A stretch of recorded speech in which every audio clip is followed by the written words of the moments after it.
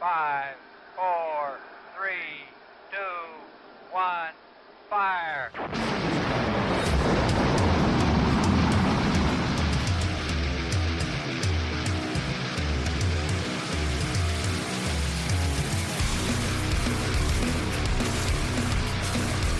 Hello, hello, hello, and welcome to the Indie Wrestling Experience, where we discuss all things related to the Indie Wrestling Experience. I, of course, am your host, Bob, and this week I am without John. He has left me. I don't know, even he didn't tell me where he was, actually. I know there's a car show involved, but either way, I have found a more than suitable replacement to help me start the show. Welcome back, everybody. Rich Buchholtz. Rich, what's going on, man? How's it going? Good, man. Great to have you back. You've been busy, busy, busy with announcements lately. It's been a roller coaster the last about week and a half, 2 weeks, just trying to prepare for everything coming up and then new events we added. So I'm sure we'll talk about that very soon. Yeah, yeah, absolutely. Let's jump right into your stuff because I'm really excited about. I guess a lot of shows may tease them and tease these things and make people wait on them, but I can't do that. I'm interested. You made an announcement. It was about a week ago, maybe about a week and a half ago, that you were going to be adding another show this calendar year, 2025. It's actually two shows. It's a 2-day show called Perseverance. You want to tell everybody about it? So Perseverance is pretty much we came up with the element of the 16-man tournament. The first round is on Friday, so there'll be 8 matches on Friday. The second round and third round, and then the finals will be on Saturday.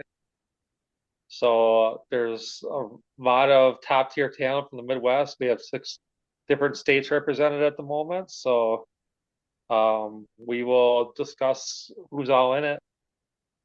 Right. Yeah, absolutely. And so before we do that, tell me about the process. I mean, I saw it was a tournament for Midwest. How did you frame it to people? How did you reach out to people and let them know that you were interested in booking this? So pretty much the social media post, we had some people reach out to us, and I also reached back to some people that have hit us up multiple times trying to get booked. Um, this show is pretty much majority of these people have worked for us before, but there are a couple that have never worked for us. That's what I was going to ask. Is it some of your how much of your sort of I say regular talent, but how many people that have sort of performed for you before versus new talent that you're bringing in for the first time? It's it's quite a bit of our talent that's been here before, but a lot of them have been like one-offs.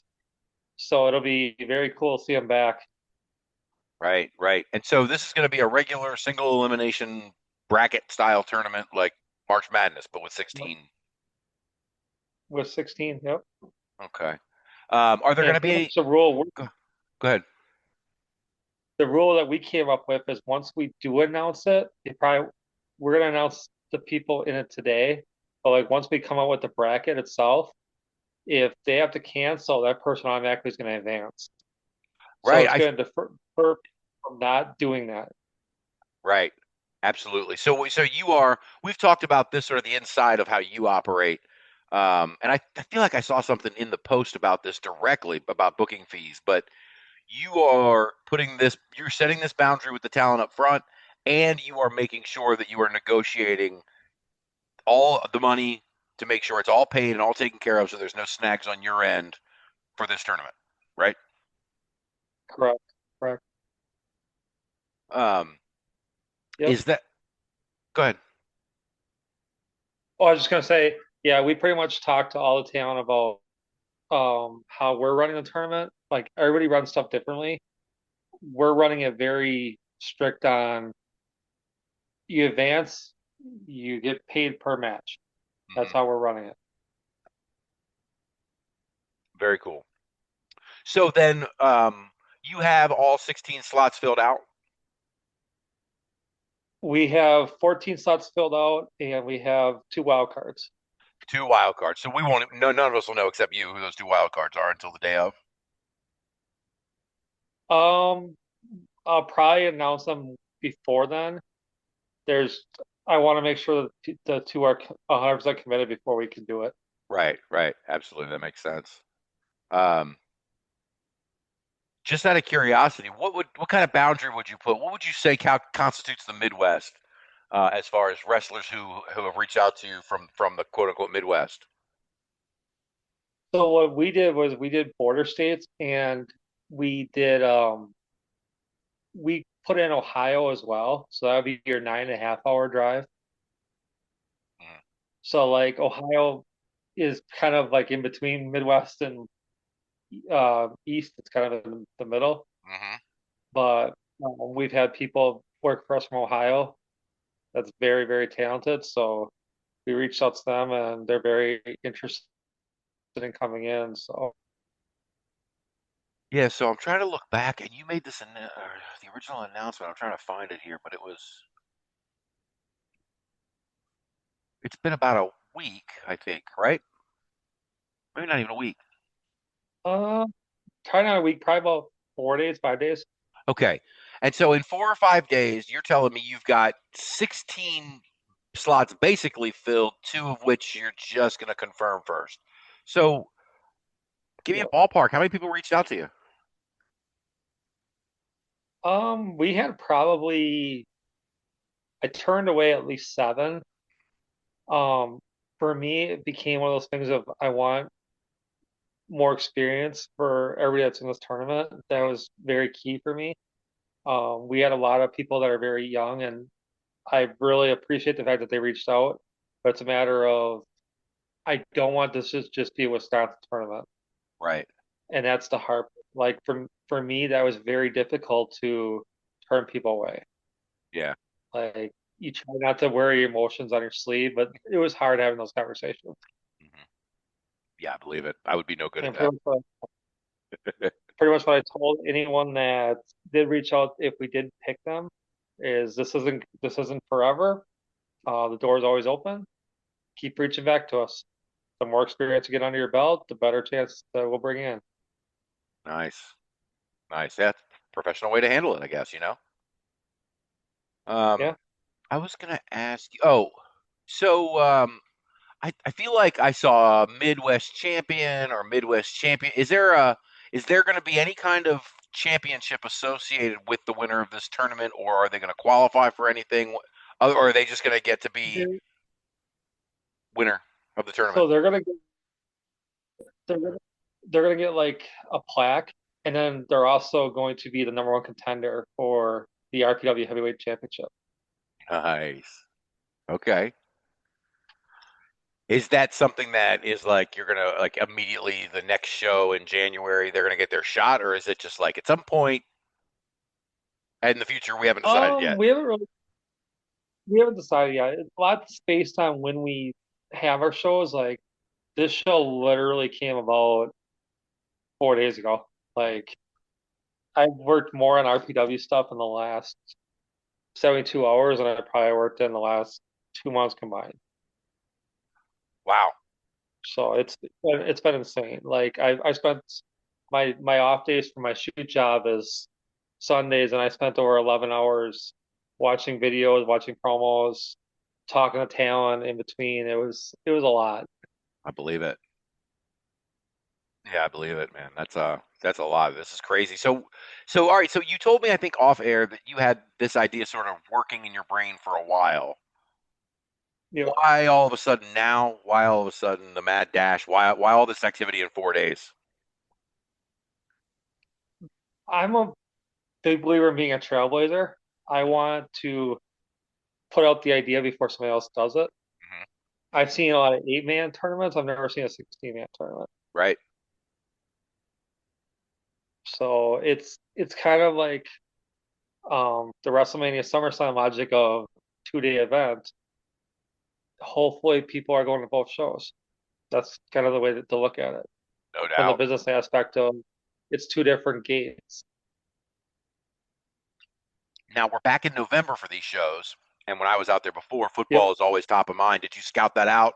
Have you got the weekend figured out? Is there anything else going on that weekend that could detract?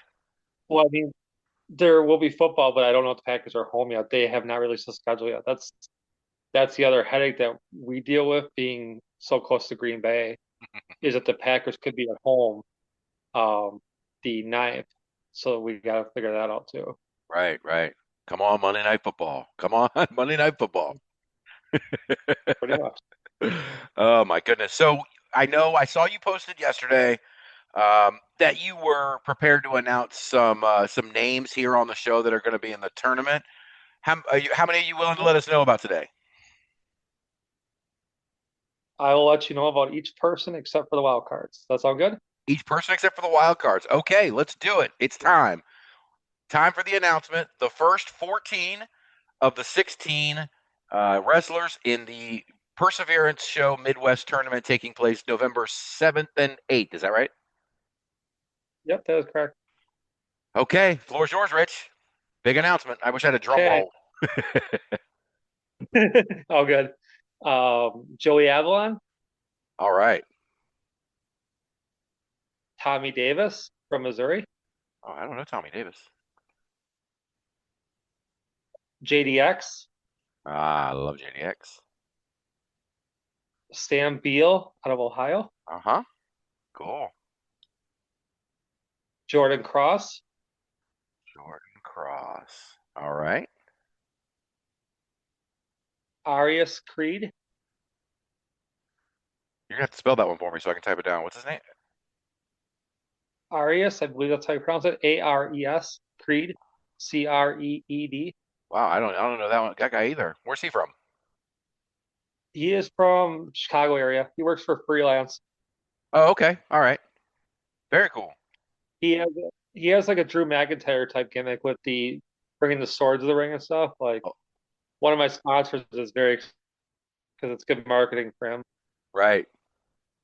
Oh, I see him. Yeah, I'm looking at him now. Okay, very cool. I like that gimmick. Um, Ryan, Ryan Cross. yep, Jossie out Ja of Minnesota, mm-hmm. Very cool. Aaron Arsenal, Aaron Arsenal. yep, We just got done watching him. Gary J, Gary J. yep, Definitely know that name. Damian Chambers. Damian Chambers. Oh, I saw him out at extra. Was it whichever one I was out there for? He And probably was. Um, he does a lot of stuff for Revolver too. He's a uh, really good heel at Revolver. yeah, yeah, okay. He'll be managed that show by Kayla Cassidy. Oh, cool.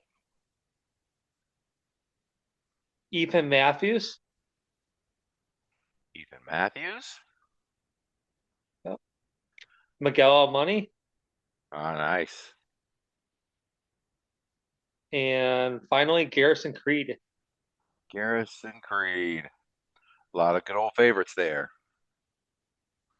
So Wow, it's 14 out of 16. that's awesome. That's going to be an incredible tournament. We are very excited about it. Like I said, it took a lot of work just coming out with the bracket itself. Like I have pretty much the list all set. If you wrote them down in order, those are your matches. Oh, okay. Oh, Other your first than round matches. other than Ryan Cross is facing the wild card, and so is Garrison Creed. I see. Okay. So your first round matches are Joey Avalon versus Tommy Davis, Uh-huh. JDX versus Sam Beal, Jordan Cross versus Arias Creed, Ryan Cross versus Question Mark, Jossie versus Aaron Arsenal, Gary J versus Damian Chambers, Nice. Ethan Matthews versus Miguel Money, and Garrison Creed versus Question Mark. Awesome. This is so cool. We've been talking about John and I coming out there in September, and now you're throwing this 2-day extravaganza in November. I don't know, man. I might, I want to be out there for all of it. But this is really cool, man. It's been really cool to see this concept come together in the last just few days this quickly. It's insane, and I'm glad that you've got everybody figured out. So so you said you've pretty much do you have it booked? I have everything set as far as we paid for the venue yesterday. I sent them a check, So the venue's paid for. We ordered chairs today. Everything is pretty much set, ready to go. Hmm. Yeah, I guess when I said booked, I meant the tournament. Is it? Do you already know, or do you still have laying out to do as far as how the tournament's going to play out? Like pretty much the orders who be facing who if they advance would be the best way to say it. Like I Right, mean, right. No, no, I meant as far as like, do you know who's going to win already, and do you know like how the like if I told you to fill out the whole bracket right now, could you do it? probably pretty close, yeah. Oh, awesome! Damn, I man. mean, like I'm a huge believer in the March Magic philosophy of upsets happen. So who knows? Love it. And that's, you know what, that's We another don't thing. have. I don't mean to interrupt you. That's another thing, Rich, that you're talking about trying to be a trailblazer.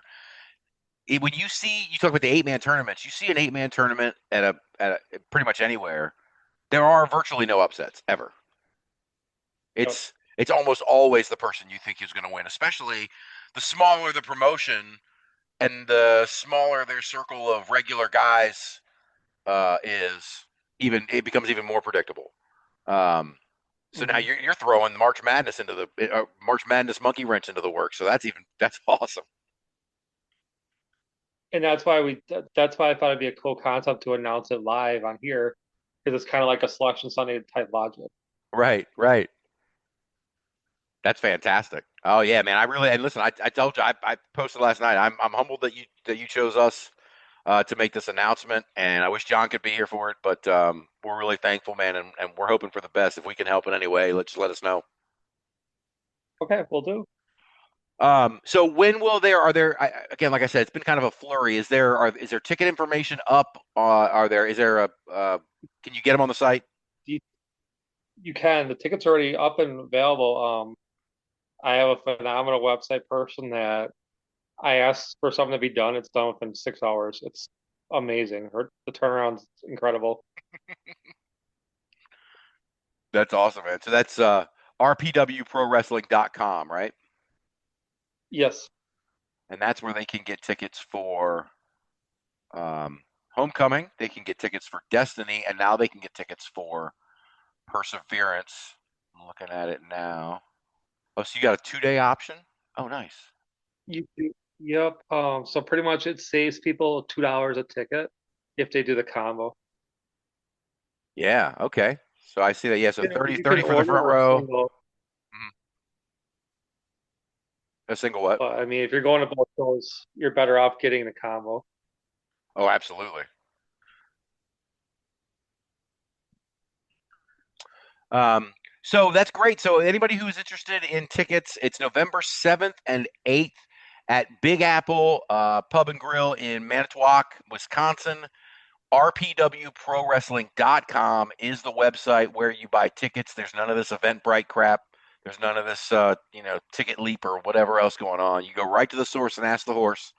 rpwprowrestling.com. Get your tickets for Perseverance now before they sell out because I have a feeling they will sell out very quickly. um, It's it's going already. Like we sold 5 tickets and nobody has a clue who's even on the card yet. that's awesome. Hey, they say it all the time, So man. When you could just announce that we'll be there and people start buying tickets without knowing any person that's there, that says something. a lot of it's just based on credibility. When you deliver on what you tell people you're gonna have, it makes a big difference. Like I'm very big about looking at posters now. If I see people that are constantly advertising talent that isn't there, to me that's a huge discrepancy.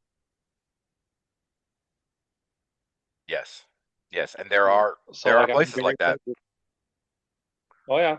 There's more places than you even know until you start looking. You don't realize how many places there are like that. But and again, I don't want to talk bad about anybody, but I'm sure Well, you and I except see a lot of the NWA. same things. And that's why like we have a lot of people that work for us that a lot of them want to be on the poster and it's like I totally understand that. But a lot of it's based on are you definitely going to be there? I totally understand stuff and TV obligations, everything else. I get it, but I don't want to false advertise either. Right. Yeah, of course. And there's times where it does happen, like it happened for homecoming with Maggie and with J Rod's on our poster. They're not going to be there. We made it very clear they're not going to be there. But if they don't follow our social media and just see the poster, they could be disappointed. And I feel very bad about that. Yeah. And you should. I mean, that's something you should well, you should strive to avoid it, like you're doing. You want to give people what you promise, and there's no reason to make promises way in advance you can't keep. And it makes sense to me at least that you lock things down the way that you do. These people are paid, they're advertised, they're committed, they're confirmed. I know who they are. I know what I'm getting from them. Um, that kind of philosophy has got to bring down your anxiety level on as show week starts. You know, because you don't have all those nagging thoughts in the back of your head because most of your people you trust. It helps it. I mean, you could have somebody that might be flaky, but we haven't dealt with that, so I'm hoping we don't ever have to deal with that. Yeah, But I that's good. mean, generally speaking, most people like they're thrilled to be paid in advance, and it's one less headache they got to worry about. Yeah, absolutely. Shit, I had something else in my head I was going to ask about that and I forgot. Hmm. Well, anyway, you've got the information on tickets for Perseverance. Go check them out. Big Apple Pub and Grill, November 7th and 8th. You just mentioned Rich. Oh, I know what I was going to say. Before I get to Destiny, I want to ask you about updates if there's anything new going on with Homecoming or Destiny. But first, I wanted to make an aside. You mentioned J Rod a second ago, and Yep. John and I, a couple weeks ago, we did a watch along of Uprising Women Athletes, which is the Dreamwave women's promotion, their latest pay Yep. per view, Uprising 5. And on that show, Okay. J Rod took on another person who's going to be on one of your shows soon, which is Story Denali. I have not seen Story Denali before, Yep. and wow, I was shocked when I saw she's like 6'3". Yeah, she's taller than I am, and I'm pretty tall. Yeah. Uh, I've never met her in person, but I've talked to her. Like she seems very down to earth. Definitely looks like a basketball, volleyball player, and I'm pretty sure she was. I didn't check too closely, but I'm pretty sure she was. Yeah. If she wasn't a basketball or volleyball player, that's a huge missed opportunity in high school. Because my God, you're right. She's built just like, I mean, she's tall with the long legs, the whole deal, man. I mean, it's impressive to watch her walk out. I mean, I made I don't know if it's an insulting comparison because I don't mean it to be by any stretch of the imagination. But when she walked out, to me, she was striking in the way Giant Gonzalez used to be striking, um, because Yeah, she just stands above, so far above all the other women. And then you put her in the I ring. mean, for She's not clumsy like he was. She's young. She's kind of green, but she's very good at what she does. you know, I would compare it closer to like a China, just because like back when China was around, Also, yeah, um, you didn't have the size. Like, I mean, when China was around, you had the size of Terry Reynolds and Sonny and stuff like that. You don't like it's a totally different atmosphere, and like I'm sure that she's way taller than most of the people we work have worked for us. yeah, So, yeah, um, yeah. No, like I said, it's just a striking appearance. You know what I mean? It's one of those things. I guess John and I were having that Vince McMahon airport conversation. Like, do they stand out in an airport? Do you turn your head when they walk through an airport? And she is one that I would. She's yeah, striking. I mean, I, I had my first big thrill over the weekend. I had somebody that worked at the Oneida Sportsbook that recognized me. I'm like, oh, that's quite cool. Cool. Because like, I don't really stand out as far as like I'm very casual.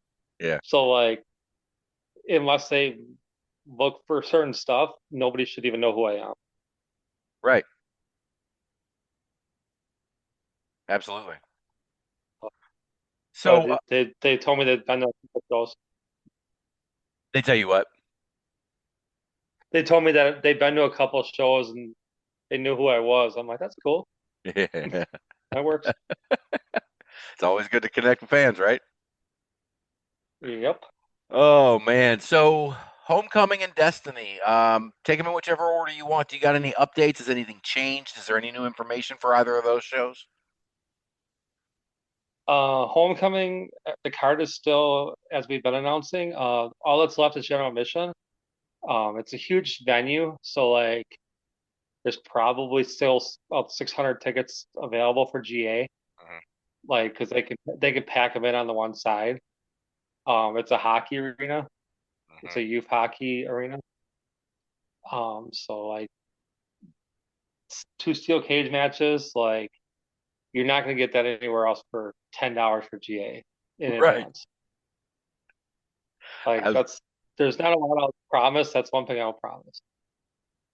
oh man. Well, yeah, that card is stacked. Just absolutely stacked. I was trying to pull it up while you were talking here. Here we go. You've got Gen Z versus Royal Flava for the RPW Tag Team Championship. You got Yep, Jordan Cross taking on Shelly Benson.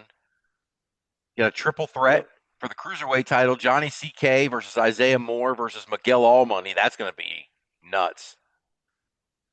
Ethan Matthews versus Ryan Cross. Casey Lennox and Stacy Shadows in a cage. Oh man, that's worth the price of admission right there. And then you had Zilla Fatu and JDX. Nick Colucci and Salem Crane in a steel cage. Parker Boudreaux versus Ezio Orlandi. Like, it doesn't stop. Brick McCarthy defending the RPW championship against Silas Young. Like you said, general admission is $10 for this show, people. Go see it. Yep. It's going to be an amazing show. And But we try to tell people get them in advance. Like if you can save $10 a ticket, why wouldn't you? yeah, 100%. Um, yeah, and then Destiny coming up I mean, Destiny's been the one that looked stacked from the very beginning. Has anything changed with that show? Everything's still on par. Pretty much we announced that card so far in advance. You could have two different scenarios. Well, two different scenarios for the men's match, two different scenarios for the women's match. You Huh, could have uh, Ken challenging for the RPW Heavyweight Championship, or you could have Nick Colucci challenging for the RPW Heavyweight Championship. It right. all depends on who wins. That's so cool. You could have Casey defending against Jordan. You could have Stacy defending. It all depends on who wins in Wapaka. Right. I love that, man. Layers upon layers. You got to go to each of the shows, people. You got to see them. They build on each other. You can watch storylines develop, and you're going to see this Colucci Salem Crane thing just absolutely blow the roof off on the 31st. I'm sure of it. And then you throw in And, Casey and Stacy in a cage too. Jeez. and for us, we're doing the old school logic. There will not be a ref in the ring. Oh, It'll nice. be very similar. It's very similar to like the Bret Hart versus Owen, um, King Kong Bundy versus Hulk Hogan. You have to escape the cage to win. Love that. There's no pinfall. There's no submission. Okay. Yeah, that's awesome. And any chance you're going to go get the big blue steel cage, or is that too much? Uh, uh, I actually like those better, I but do too. um, I was a big fan of watching people climb those. But like nowadays, it's more the fencing, which what that's it. It looks more violent now than it did for the style that I want. Mhm. So I mean, this the style that the cage we're having, which I'm very impressed with, is similar to like the Hell in a Cell type cages, Okay. Oh, right. Okay. So wait, so except it is it going doesn't to have go the all the way top. down? Okay. Oh no, or it's not going to go. Okay. So it's still going to be No, like but a it'll regular cage. It's just made sort of like those. You're saying? yeah, yeah. Gotcha. Gotcha. Well, before we get into some things we were here to discuss today, um, did you have anything else you wanted to say about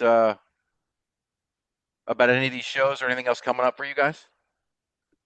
RPW Destiny first row and second row are totally gone. If you want to get assigned seats, there's 30 third row seats available. After that, there's bleachers, and then there is balcony. Um, that show will be capacity, so I believe the number is 534. You're going to want to get in before they're gone. Wow. Buff Bag will be doing a meet and greet. Um, Prices are as cheap as you can come for the value. Like that show has got 10 matches scheduled. Love it. Um, TNA superstar Maggie Lee is scheduled to be there. It'll depend on her TNA schedule now, but as of right now, Maggie is scheduled to be there. Man, let me tell you something. Maggie Lee, so I do these rankings every month, and she's got three different belts and three different promotions out there, one of which is yours. And I expected upon the TNA announcement that belts would just start coming off of her. But they're not happening. She keeps winning. She just defended the Dreamwave title at Dreamwave X. It was an incredible match, and she's still out here just busting her ass on the Indies every weekend and adding TNA to it. I'm so impressed with her. She's amazing, and like her social media skills are off the charts. Like I can write to her, and she will respond to me within 10 minutes. Like it's amazing. Like I wish my staff would be as quick as she is as far as some stuff goes. Like um it's just one of those things where you're not expecting that. Like I have connections with certain ones that will do that, but like you're not expecting talent to get back to you as quick as they do.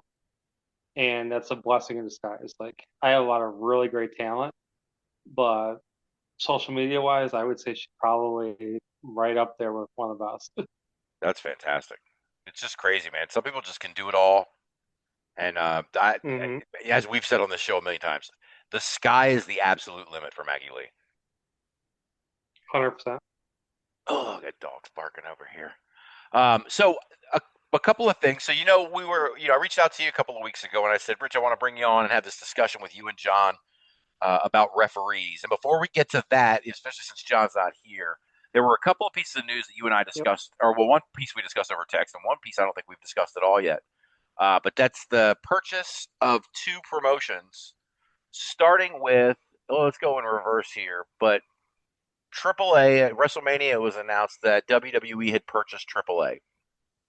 We have had Hmm. conversations on this show forever, and I start most of them because these evil empire discussions. Um, we used to hear talk of NXT Japan, NXT Europe, NXT Mexico, and now instead it looks like they're just buying promotions. Does this concern you as far as WWE's footprint now becoming even much more global than it was before? Yes and no. Like it concerns me that they're gonna start picking out a lot of the talent, but it also makes wrestling more popular. So it just depends on how you look at the landscape. Hmm. I'm not I'm not against it, but that's also going back to the tournament logic. That's also why I told people that you couldn't be signed to a deal. I mean, like we've had a lot of people that work for TNA and work for other promotions that could easily be in the Midwest Cup tournament for RPW, Hmm. but I don't want them to get pulled. So that's pretty much where we're at. Right, right, Like obviously, if like a TNA or any other ones reach out to them, I'm going to tell them they should take the opportunity. But right now, we're good to go. If that makes sense. right. Um, yeah, absolutely. And then the other one that kind of hits a little more close to home, and I don't know how much you know or how much you can talk about, but the OVW purchase, and you and I discussed over text a little bit because when I saw it, I Mhm. immediately had thoughts, and John had opposing thoughts. Um, John saw this as OVW leveling up, being having investors that are going to take them to the next level. And I was a little bit more skeptical, worried that OVW took maybe too big a swing with the wrestlers on Netflix and the growth that the owner at the time seemed to really wanted to do. He seemed to really want to grow OVW into a national brand and really make it sort of a marketable entity. And the longer I didn't see that happen, especially after the Netflix show, the more I started to worry. And then I saw this. What are your thoughts? I think you're both pretty close on the guessing. I'm not in the inside circle, so I don't know exactly. But I can tell you that running TV weekly is expensive. Like whatever they're getting paid, question mark. I don't know the answer, but I know that just having camera people and having all the audio equipment, all that stuff, they're spending a lot of money doing weekly TV. And it's not a big venue for doing that weekly. So it's like whatever they're charging for tickets doesn't equal out how much they're spending. Right. And there's a lot of other avenues for sponsorships and all that stuff. Like I said, I don't know their books, so I couldn't even begin to guess it. But I would say that it's a mixed bag. Right. Now, when you say weekly TV, now there are a lot of I do a lot of YouTube spotlights where people do weekly TV, but it's basically edited and cut up portions of their live shows. Um, this Yeah, is a different construct you're talking about. OVW is running specific nights with cameras. They're filming television, yeah, and then they're also having these monthly events. correct. So I mean, OVW, to their credit, is pretty much like a round up to what AEW and WWE does for the weekly TV. They're building a lot of great talent to hopefully get signed by those companies down the road. Like there's a lot of people that forget that OVW used to be a territory of WWE where the Batistas, John Cena's of the world came from OVW. Hmm. And so, I mean, they're definitely recognizable by name, and they've had a lot of talent coming in and out of there. So I give them a lot of props for that. Yeah. Now, do you think? And this is something I can ask you. Kind of, you're in the perfect place to answer from your perspective, I guess. But because we've talked Yep, about, you consider yourself AAA wrestling. Um, yep, OVW is certainly on that level. Um, and yep. I guess my question is, do you think what would be the pros and the cons, let's say, rather than you giving a specific opinion, but what would be the pros and the cons of OVW reattaching themselves um, as a developmental to AEW, to TNA, to wherever else, WWE again? That's not going to happen. They've got developmental systems on three different layers now. But um, if they were to like, I'll use AEW. That's the big monster. Let's say AEW decides they want to use OVW as a developmental.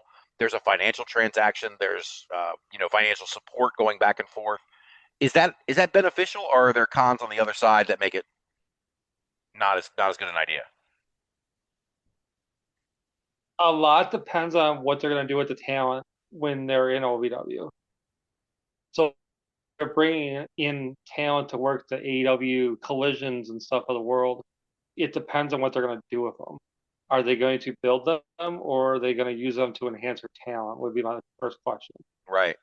Um, I'm I run spot shows, so like my stuff is totally different than theirs. But I don't like squash matches. I don't think it helps anyone. I think it actually deters it. Mhm. But that's just my personal opinion. You're talking about this is Like for you guys, people like who if run monthly shows, yes. because these So people like come out and they're so paid. like Right. I'm saying like if you're bringing in like somebody from OVW to come and do collision, are you helping the person that you're bringing them in for, or are you just basing everything on the AEW talent? Would be Right. my question. Right. Right. I gotcha. Yeah, no, that makes total sense. But I mean, from a financial perspective, is that something that I mean, again, you've never made a deal with AEW to WWE, so I know you don't know. But is that something that could be? I mean, would you imagine there's financial support coming from like if they were hooked up to AEW, there would be financial support going back and forth. So that opens that up a little bit. Like you said, as long as It it does. fits your vision for, like you said, you're not going to hook up with somebody that's going to squash all your talent just to make some money because then you're going to kill your own brand. But Yeah. if it works, um, basically like OVW used to, honestly. with WWE. If it works like Yep. that, that's a synergistic kind of relationship that benefits both parties, though, right? It should. I mean, pretty much a lot of times when they do that logic, one person's better than the other generally. Like Yeah. the best example I can give you, like I was for this, there's people that are against it.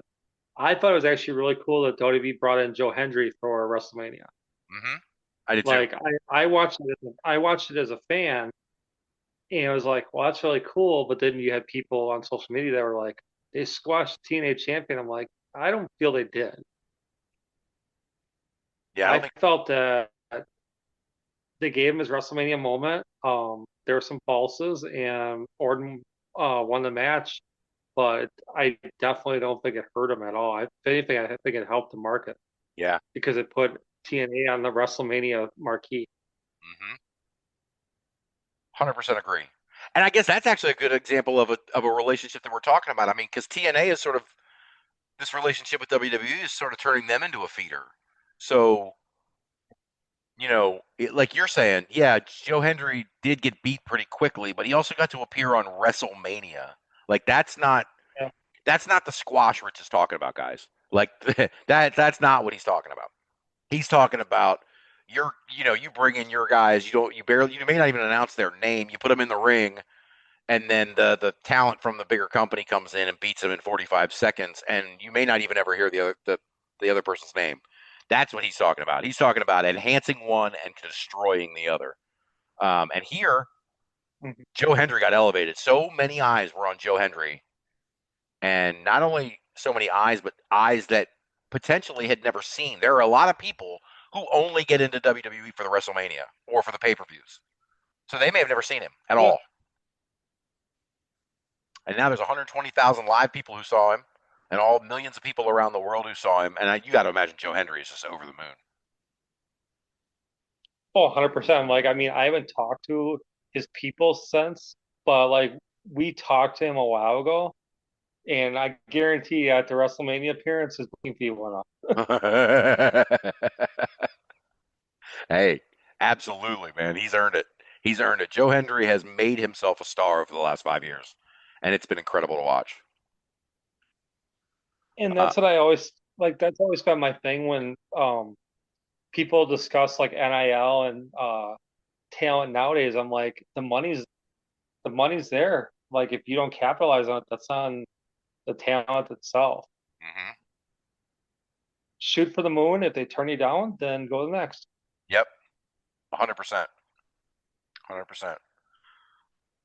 Oh, let's see. Well, Rich, this is the conversation that I brought you in for here. Like I said, we're going to have sort of a round table, but I wanted to pick your brain because we were talking about things that we sort of, you and John and I were talking about things that, we each have sort of strong opinions on. Mine is entrances. I'm a big stickler for entrances. I record a lot of entrances when I go to shows because I like to see. I can record the same wrestler's entrance 10 times and watch them because each one is different. You can glean things from their attitudes sometimes walking in, but more importantly, does the outfit match the song, match the facial expression? Does it create a whole character that's seamless? Um, I think all of those things are really interesting. And you responded and said that you have strong opinions about referees, right? Yes. When you watch Um, referees, do you get amped up about things you don't like that they do? I do. I wear a lot. I wear my emotions on my sleeve very, very closely on that. Right. Um, I'm more about the charismatic referee, where there's people that like it, there's people that hate it. If you come to Destiny, I will be roughing a match. I'm a lot different than most routes. I'm very energetic. Like, I will probably drink more water in the next 4 months than I've ever drank in my life because I want to be the fastest person in the ring. Right.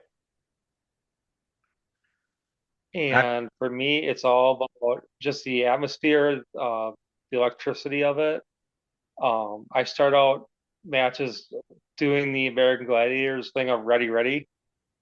mhm. And there's been times where I've done that and the rest it throws the wrestler off. Like they freak out and look at me like, what are you doing? So like even if I prepare them, um, I'm very amped up when I'm in the ring.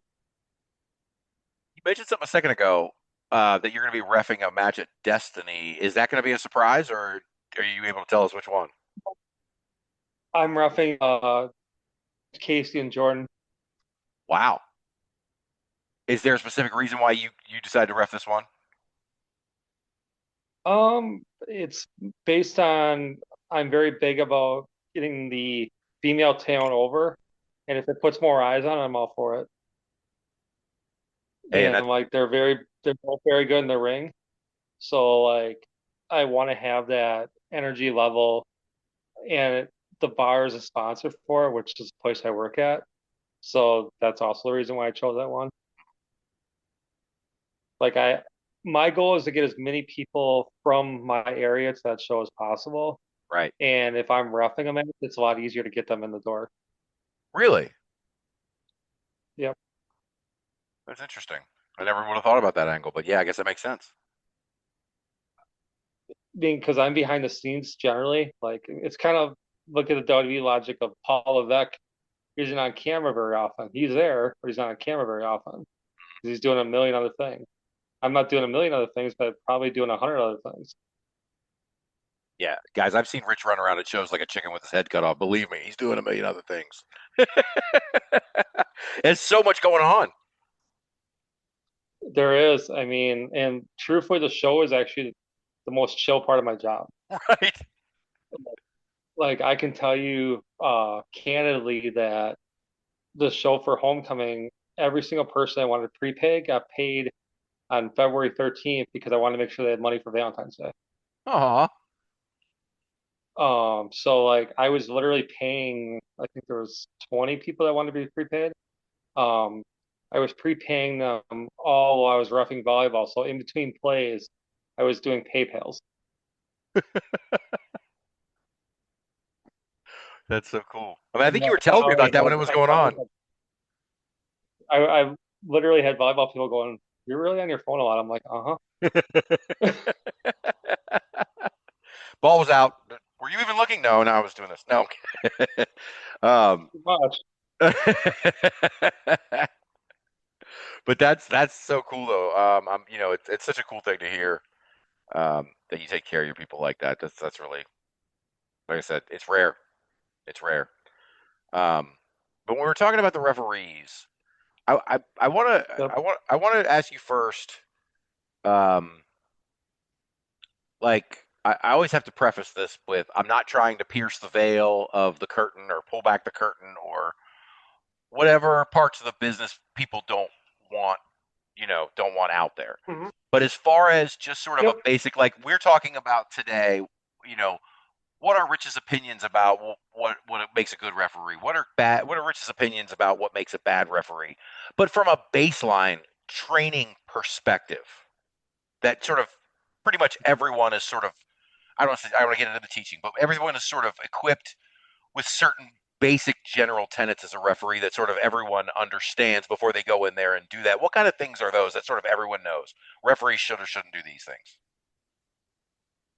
I mean, like back in the day, pulling the curtain back a little bit, they used to call stuff backstage, where nowadays a lot of, or sorry, uh, they used to call in the ring. Nowadays, a lot of stuff is done ahead of time, Mhm.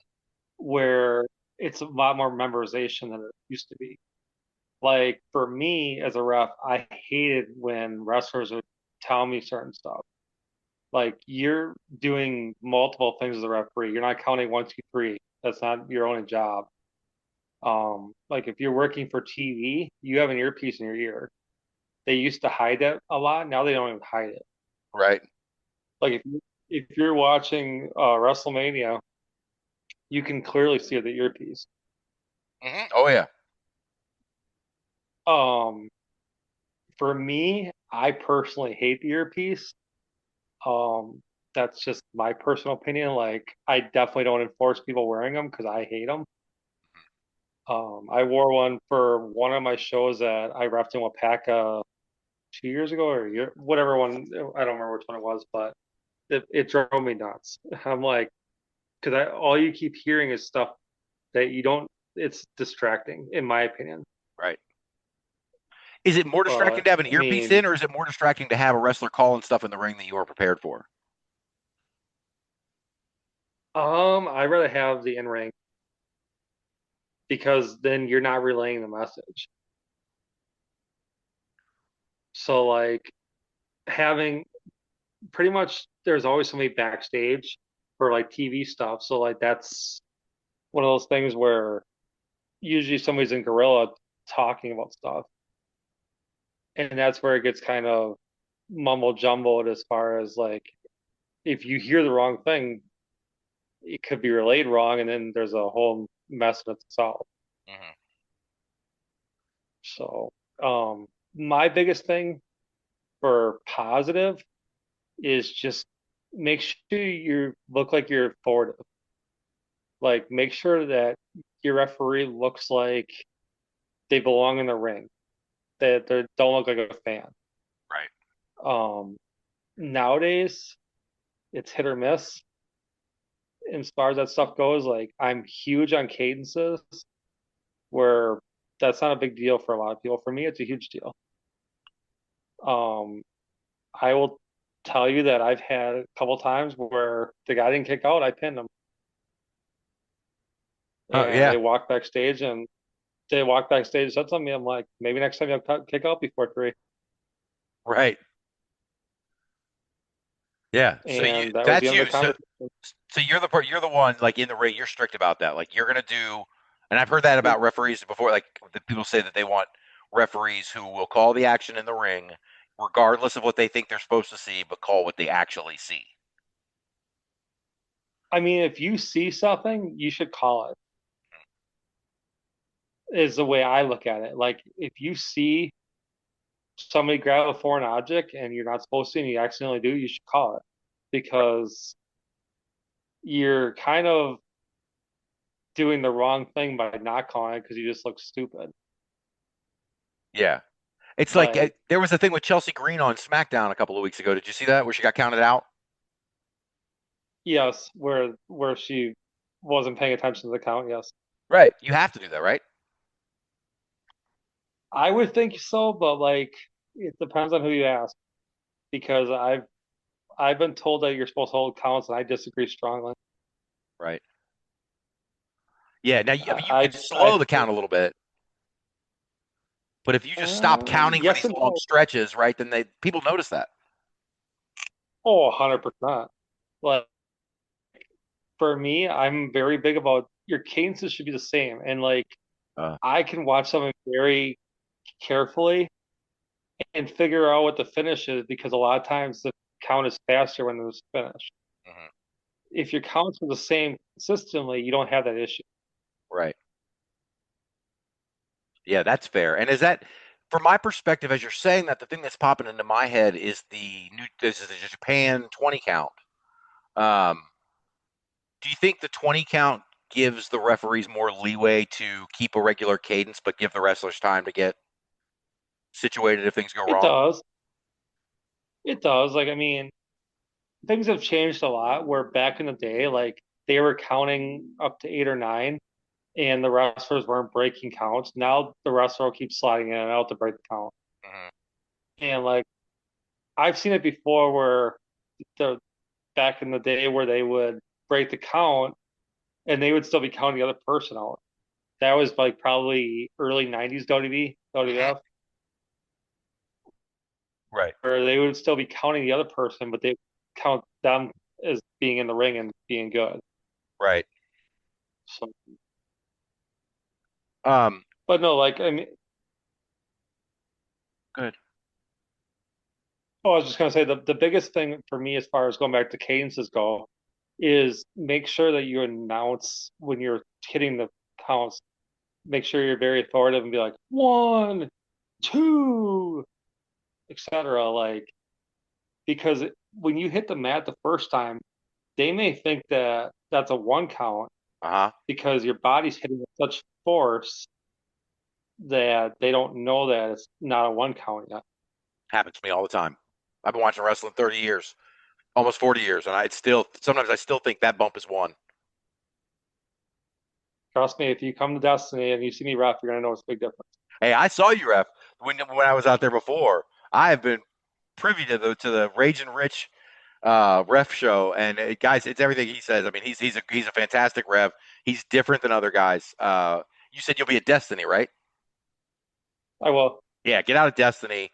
That's another reason for you to check out Destiny, as if there weren't 10 huge reasons already on that card uh, to see Raging Rich return as a referee. How many times? Yeah, I don't know if it's an exact amount, but how many times would you say you've jumped in the ring as a ref at your shows?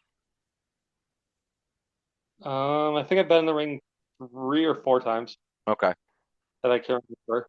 Um, like I said, I try not to do it very often, because for me, I have so many other things to do, and I don't like not being in charge of stuff. Like I'm kind of a micromanager of myself, Mhm.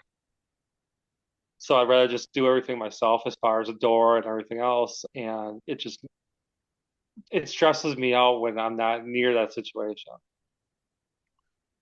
How about So, I was say, how about when you were before RPW, when you were being paid, being booked to ref on shows? How yep, is that a lot different? Did you enjoy that a lot more? that's a lot.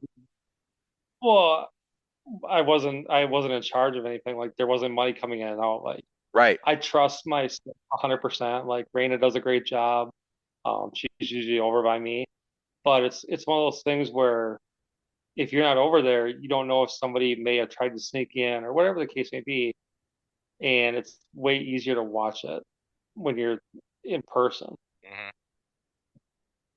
So, Now you came up as a ref in the early aughts, right? The early 2000s. 2002 was when I started training. Yeah, Is I there was 18 when I. Okay, wow. You're such a young guy, man. You're a baby compared to us. um, but is there so from 2000 so from then until now has from what you've seen of refereeing overall has we've talked before how the sort of the framework with talent has changed over the last 20 years. Has that changed with referees? Is it different now being a referee than it used to be back then as far as the guys who are regular refs? Um, there's more direction than there used to be for referees. Like when I was in it, there was times where they wouldn't even tell you who was supposed to win. Mhm. It was literally count to three. There were some matches, and I'm like, okay, sounds good. Is that easier? Like to me, I would rather not know who wins and just focus on calling what I see in the ring. It would seem to be easier to me. Am I off? Oh, you're not off. It's just a matter of it depends on how good the people are that are in the ring with you. Right. I mean, at the end, it's sports entertainment, but I'm a big believer in you don't insult the fan's intelligence. Like, I want people to have a wonderful time at our shows. Um, we are sports, we are sports entertainment, but I don't want you to feel like you're not getting the action that you pay to see. Mhm. I would be very disappointed in our product if we undersold anything to our Mhm. talent and to our fans. Yeah. Yeah. Is there like so from the perspective of an owner though, who now Yep. books referees? Um, Hmm. we know what your personal bugaboos are. We've talked about that already today about what you like and what you don't like what you see on screen. But as far as dealing with referees as talent, um, are there from that perspective, are there things as an owner you do or don't like to see as far as talent, how they work in the ring, or how they operate as far as dealing with you beforehand, or any other aspect of booking referees that is different for you or that you focus on? I'm pretty laid back on the officials we have. They do a great job. It's just I do stuff differently. So like for me, I try not to micromanage it. Hmm. It's just a matter of be consistent, is all I say. Like if your count is A little slower, be slower. If your count's fast, be fast. As long as the talent knows in the ring to kick out, we're good to go. Right. That's easy. That's fair. Um, the other thing I wanted to ask you about before we sort of wrap this discussion up is, do you have a couple of favorite referees, one, two that stand out that you've always really been like, that guy is a referee. I love that guy or gal. My favorite referee of all time was Mike Chioda. Okay, yeah, good choice. Why? Mike Chioda, his cadences were spot on. I could, like I said, I watched the cadences very closely, Hmm. and I couldn't tell when the match was going to be over when he was reffing. Where a lot of these refs, I could tell pretty easily. Hmm. And I don't want to give away too much, but what is it that give me an example of something that you see that a referee does? What is it that tips you off that when a referee is refereeing and you see something, what is it that tips you off? What do they do? Their counts are uh, generally slower, and then they're faster at the end. Uh-huh. It's a huge pet peeve of mine. I get very agitated watching that. Yeah, I believe it. I believe it. I get that way now. Ever since somebody told me about the person being pinned and their eyes looking at the ref, now I can't unsee it, and it makes me crazy. You know, to avoid the 3 count, looking up at the ref, or if their eyes are closed, then they're going, then it's over. Um, There, there's ways to do it though, and that's what's so frustrating. It's like as a referee, it's also your job to look out for talent. And one way to do it is just count by the shoulders. I've seen it before where a referee is counting by their feet. I'm like, their feet ain't lifting up. Why are you counting by their feet? And just, that's just dumb. right. Yeah, Like, 100%. Matt, like that's all you got to do. Uh-huh. I mean, I count very close to the wrestlers when I'm in there, and the reason I do that is because if for some reason there's an issue, I can pretty much smack their hand. Uh-huh. So like I've had it before where I was counting and the wrestler didn't have enough room to lift their arm because they were smacking me in the face, and we ended up hitting hands as I was coming down for the free count. Oh, But it worked out good because at least I didn't count three, obviously, because they're blocking my hand and I was blocking their way to kick out. right.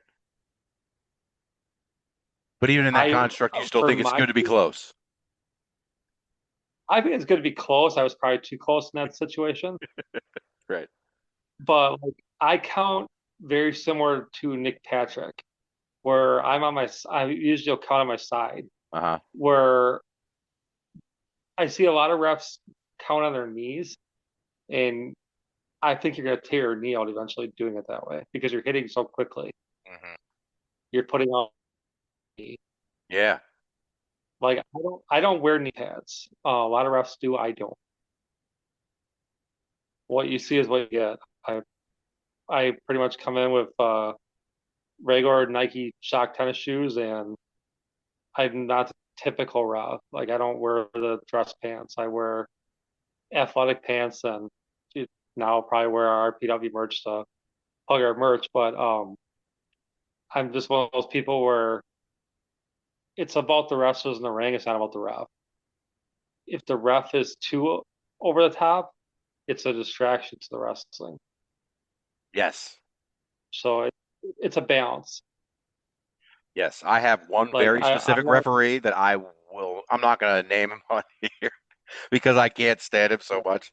Um, but it's that one thing that you're talking about. It's okay. Like Rich is animated in the ring. That's fine. But when you are intruding on the things that are going on, it completely takes me out of everything. Mhm. You know, and like I said, there's a difference between what you do and what this big time referee that I'm thinking of, especially earlier in his Yeah, career, used to always be like my eye would be drawn to him during the matches, and I I just have an idea. I, I know what you're talking about, but I have a feeling you do. I just don't want to talk bad about anybody on the show because I'm not trained as a referee, so I feel like I have no right to, criticize these guys in the job that they do. But I know as a fan, that visual um, took me out of it a lot, and that's and like you said, I didn't really think about necessarily the referees being mindful about counting one, two to offset that initial bump that sounds like one. But now that you've said it, it sounds like it's so simple, but it makes so much sense to me. I wish they all did that so I could hear it, so I could see it. Their arms are dramatic when they're raised up and down, like the count is happening.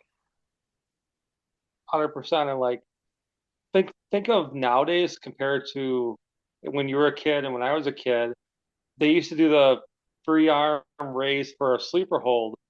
It's a one now. If they drop on one, it's done. Hmm. It's the atmosphere has changed so much in the landscape that it's a totally different environment. Right. Because like I still love the old school way of he does not give up and like we'll be like motioning the crowd and all that stuff, trying to um get the energy and all that stuff. So like it's cool. Yeah. Yeah. I think the video game era has taken away some of that too. It has. But I'm also, and don't It, get me wrong, I try to say this on the show as much as possible. I'm not one of those old fogies who is going to say everything was better back in my day and everything sucks now, because that's absolutely the opposite of my opinion. Um, it has evolved. I enjoy today's product as much, but differently, as I enjoyed the product in the 80s and 90s. It's just a different product. There's a lot of great things happening now that didn't happen in the 80s. And there were a lot of things that happened that were great then that don't happen anymore now. And for example, like when you talk about the raising the hand three times on the sleeper hold, every time I see that nowadays, and it's not, I've probably seen it happen three times in the last year tops, but anytime I see it, it pops the hell out of hmm me. Yep. And it's one of those things where you gotta you gotta gauge your crowd. The crowd is not engaged as much as they used to. So you got to just figure out like what genre of fans you have at your shows. What's gonna make them react a certain way. False tags are not as big as they used to be. Hmm. Back Right. in back in the day, like false tags were a common theme. Nowadays, things have changed so much where faces and heels aren't even as big a deal as they used to be. Yes. There's a lot of stuff where um, it's more athletic. And I would say nowadays, if you didn't do gymnastics, it's very hard to get signed because they're looking for the next great athlete. They're not necessarily looking for an amateur wrestler. But Right. it all depends on who it is because, like, if you watch LFG, I can't think of her name. She's on the Undertaker's team. Um, Tyra May Steele. Uh huh. She's a gold medalist. And I don't know what Doty's exactly looking for because like her mat game is great. Everything else is Right. what are they what are they looking for? And that's what I'm saying by that. Like every person's gonna have a different opinion. And like 10 years ago, you didn't have all the social media and all the outlets that would tell you the ins and outs. Like what was it, a week ago The Rock came out and started talking about stuff? Right. Like kayfabe is so far gone that it's kind of hard. Like, what do you say and what do you not say Right. is what it's come out. Right. 100%. 100%. Yeah, that was crazy to see The Rock talking like that, and especially right after they just announced that they're having this show from the writers' room. hmm Wow. Well, Rich, listen. And So, I go, mean, go ahead. I was just gonna say like that's the thing as far as storylines go. Like when you're doing storylines, like it's very hard to do certain stuff nowadays because with people sharing stories, if they're facing each other, if they're hanging out outside of wrestling and posting on their story, how are you going to convince people? Hmm. Agreed. Agreed. You've got to still have the element of mystery. You can't take it all away. Hmm. Absolutely. Well, listen, Rich, I've got we've been going for about an hour and 15 minutes. I got some more stuff here to do on the show, so I want to cut this short. But I want to come back to this conversation when John is back, if you're willing to come back on, of course. Yep. Before I let you go, I know there's been some. I'm surprised. I'm surprising you with this, but I know there's been a lot of talk of the fifth anniversary for RPW lately. I've been seeing all of um, the happy fifth anniversary messages from the talent, which is really cool to see. Um, that's been really fun to watch. But in honor of that, the fifth anniversary, I wanted to test out a little game with you. I am calling it Okay. OKA. It's not AKA, also known as. It's not FKA, formerly known as. This is once known as, the once known as game being tested out on Rich Buchholtz. And here's how it's going to work. I went to cagematch.net and I went through all of your shows and all the talent that has been on your shows. And I pulled up their individual listings. And I found 20 of them. We're going to do this real quick. 20 of them that have gone by other names or monikers or gimmicks in their careers. And I want to see Okay. how many of these you can snuff out. Are you game? Okay. Yep. All right. I think a couple of these will be easy, but I'm not sure because I don't know how much you know about these folks. Number one, Okay. Jay Lutz.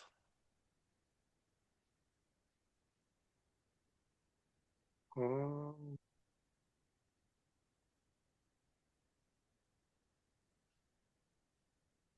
um, I don't know that one. That would be Gary J. Okay. Number two, maybe this one will be easier. Gabby Stevens.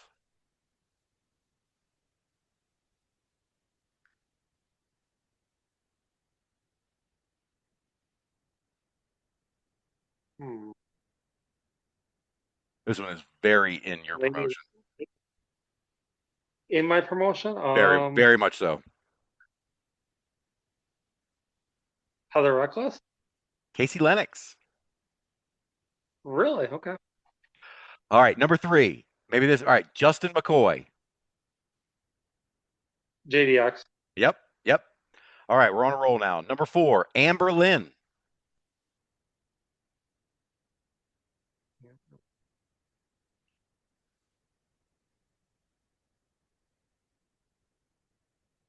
Uh,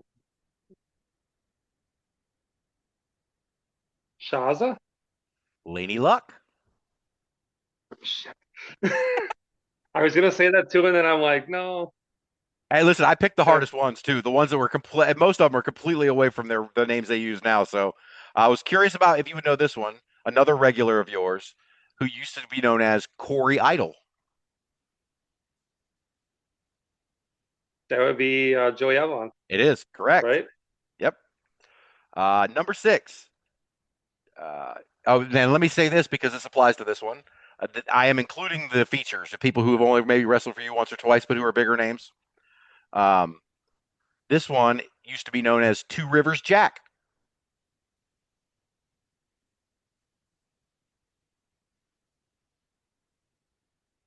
Mr. Anderson, Yep, yep. Let's see. Troy Donovan. Danhausen. Cole Carter. Okay. Super Mario. Marman. Yes. Dirty Berserk. Um,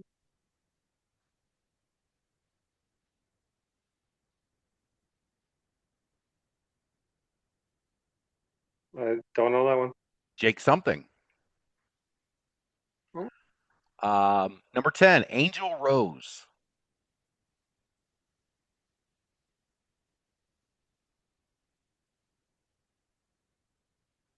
You had her in a triple threat.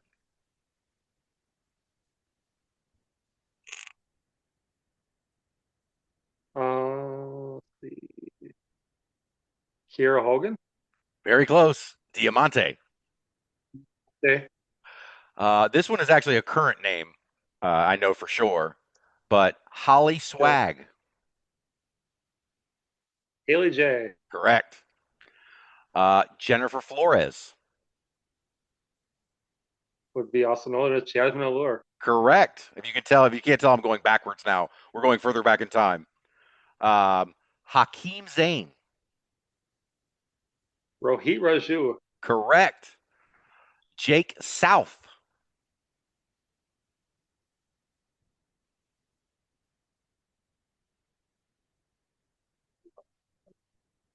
Jake something? I don't know.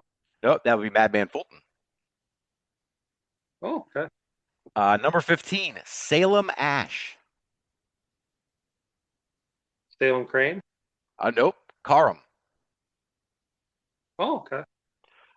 Joey Archer.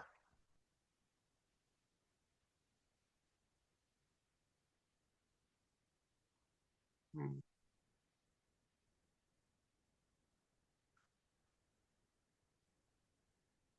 I don't know. This one caught me because I would have thought it would have been his brother, but this is Ryan Cross. Used to be Joey Archer. I would Uh, have never guessed that, huh? right. These last four are more well known. I'll give you that hint in advance. Number 17, Maria Maria.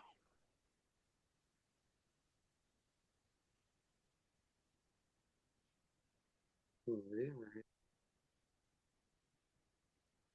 And I've used her? Yes, once, as far as I can tell.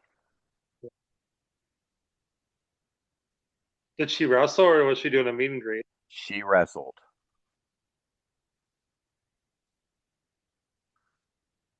Um, Rachel Ellering? No, that would be Allison Kay. Oh, okay. Um, let's see. Three more, and then I'm going to let you go, I swear. Three more. Brian Buffet.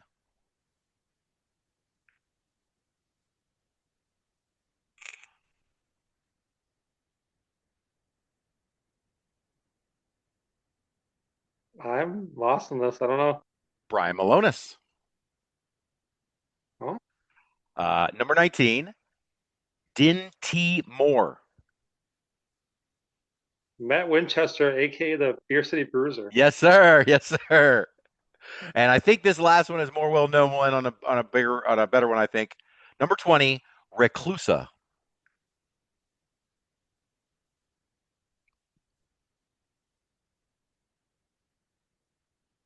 Okay. Female. How many times did I use them? Once that we've very recently studied that I know of for sure.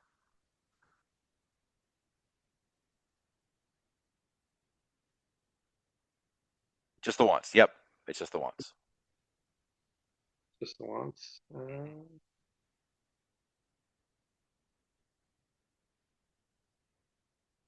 Reclusa is kind of a lucha name, you know? Yeah. Evil East. Chelsea Green.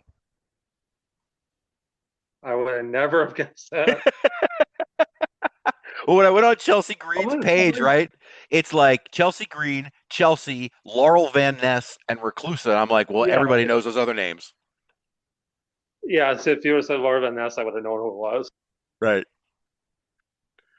When did Casey use the Gabe Stevenson one? Because that threw me, or the Gabe or Gabby Stevens one, because that one threw me off. Let's see here. Because like I use her all the time, and I've never heard that before. I want to see. I'm going to pull it up here. And again, as far as I went was the cage match profile page, but it's got to be on here as far as her matches. Here we go. It was on NXT. Okay. 2-on-1 handicap You match. do Persia Parada defeats Gabby Stevens and Jenny Levy, who turned out to be Valentina Rossi. you do realize I'm never going to hear the end of this, right? I'm sorry, man. She's never going to let me hear the end of this. Don't tell her. She won't hear it. Oh man, well listen, Rich, I've got another guest actually coming on. We've got CCW heavyweight champion King Eddie Valentine coming on in a few minutes. So I want to say thank you, Rich, for coming on, Nice. for helping me this week without John. It's been an absolute blast as always, and super informative about the referees, man. I learned a lot today. Awesome. Thank you very much. Have a great night. You too. Thanks, Rich. Yep. Bye. Oh man, love having Rich Buchholtz on the show. He knows so much, and he's been around for a long time. And I learned something from him every time he's on the show. So I'm glad that he came back on, and I'm sure he'll be back on again soon. We do have King Eddie Valentine coming up. He will be with us here momentarily. I just have a couple of things that I want to go over, a couple of weekly things to go over here, starting with our ANDNEW champions that were crowned in the last week in independent wrestling. We got a few of them this week. I think the post WrestleMania week was good. There were a lot of shows, a lot of title changes. Starting off with Adrenaline Championship Wrestling, the Sabbath finally dethroned Blackout to become the tag team champions. At OVW, Eric Surge became your new national champion, defeating Doug Basham. Kings of the District this weekend won the Pan-African Wrestling Diaspora Fight Club tag titles. They were vacant. There was a fatal four-way. Kings of the District defeated the Delinquents, Soca Party, and PI. At SPO, there were two title changes this past weekend, as Pat Dynamite became the new Trent Acid Skywalker Silver Champion in a vacant, or for the he became the title was vacant and he won it in a Rumble. Rick Blade on the same show became the Trent Acid Skywalker Gold Champion, defeating Face. At Thunder Mountain Wrestling, Will Kennedy became the new heavyweight champion in a fatal four-way against Ram Rock, One Called Manders, and Victor Ursus. At BGW, tag titles, they crowned new tag champions. They were vacant. Warhorse defeated Cowpoke Paul and Ryan Zane in that match to win the titles. Pioneer Valley Promotions crowned three new champions last week, as Livia became your new women's champion, defeating Big Juicy. Dustin Waller unified the Fuji Cup and All Valley titles as he defeated Brett Ryan Gosling. And Sammy Diaz became the new heavyweight champion at PvP in a fatal four-way, defeating Chris Benet, Ryan Hollister, and RJ Rude. At BEW, Chantel became the Interprovincial Women's Champion, defeating Tylee Rose. Squared Circle Expo crowned two champions last week. Jake Oman won the heavyweight championship, and Brian Myers won a triple threat against Big Trouble Ben Bishop and Jack Vaughn to become your new Squared Circle Expo Prime Champion. In the Midwest Territory, Ron Bass Jr. became the new MidwestTerritory.com champion, defeating John Wayne Murdoch. Out in Milwaukee at ICW MKE, Keyshawn Cannon won the Midwest title in a six-way with Jack Sirius, CJ Cole, Juan Hernandez, Oso Turco, and Troy Walters. On the same show, Oren Veit won the heavyweight championship from Tommy Trainwreck. Love Pro Wrestling crowned three new champions at two shows over the weekend. On night one, Rose won the scramble title in a scramble against Casey Ferreira, Christian Starr, Nate Nixon, and William Taylor. And Stephen Crow won the vacant heavyweight title in a gauntlet. The next night, Taryn from Accounting won the CWS Championship of Salvation, which was also vacant, in a tournament. What else? Black Label Pro crowned two champions this weekend. Got a lot of multiple title changes this time. Hot Commodity won the tag titles from Latinos Most Wanted. And on the same show, Joshua Bishop defeated Raj Desi, the former Jinder Mahal, to become the Black Label Pro Heavyweight Champion. One CW Wrestling is following suit with multiple title changes this weekend as well, as we saw Ranch Hand Carlson and Ty Awesome win the vacant tag team championships. We also saw Big Daddy Adri, my belt collector, winning back the 1CW Women's Championship that is rightfully hers, defeating Notorious Mimi, who just defeated her, Adriana, a couple of months ago for that championship. And finally, at the same show, 1CW crowned a new Delmarva Sports Network champion as Tommy Fame defeated Jason Andrews. At IWA Florida, La Brava Escobar won the women's championship from Roxy. And finally, Cameron Brené is your new Heartland Championship Wrestling Sunflower champion after she dethroned Mindy Grace. So congratulations to all of our ANDNEW champions of the week. Finally, before I get to King Eddie Valentine, I need to make my YouTube recommendation of the week. I had to watch it by myself. John's not here. So I chose NWA JCP Joe Kazana Promotions, episode 61. It is on YouTube on the NWA JCP YouTube channel. I enjoyed this show. It's only a half an hour. It's very digestible. The first match, I think they said was a dark match, a pre-show match, they called it. So there was no commentary for it, which was fine. You had Javen Myra and Prince Gabriel teaming up to take on Zach Stewart and Dylan Stewart, the Stew Crew. Let me tell you something. These guys are bad, boy. The Stew Crew, they are no joke. They're throwing Myra around the ring like nothing at the beginning of this match. No surprise, Gabriel's going to get the hot tag. And I won't spoil it for you because I want you to go watch it, but there's some wonkiness at the end. And then the winners cut a pretty scathing promo that they are coming after the rest of the promotion. As soon as that's over, we get another promo, or somebody else comes to the ring. This time it's Aaron Stevens, the former Damian Sandow, now with the NWA. He comes out to preview the match that's coming up, which is a fatal four-way between Wayne Moxie, Jaden Newman, Dalton McKenzie, and the NWA Mid-America champion, Jeremiah Plunkett, although this match is not for his Mid-America championship. Instead, Aaron Stevens, during his promo, lets everyone know that the winner of the match gets a conversation with him. Ooh. I wish I could tell you what that conversation was, but we don't get to see it on this episode. I'm not sure if anybody at NWA JCP got to see it, or if it's just going to be alluded to in storyline. I'm not sure, but the thing I was hoping for at the end of the episode, I didn't get, but that just leaves me wanting more. The Fatal 4-Way itself, a lot of you guys are maybe familiar with Jaden Newman, certainly Jeremiah Plunkett. I was not familiar with Dalton McKenzie or Wayne Moxie before this match, but I was really impressed with the two of them, both of them individually. I thought they did a really good job. McKenzie is really impressive early in this match. He's also throwing guys around like it's nothing. He's got tons of energy. And then Moxie sort of takes over that mantle in the middle of the match. The middle of the match is really where he shines. At one point, he really does have Jeremiah Plunkett on his heels.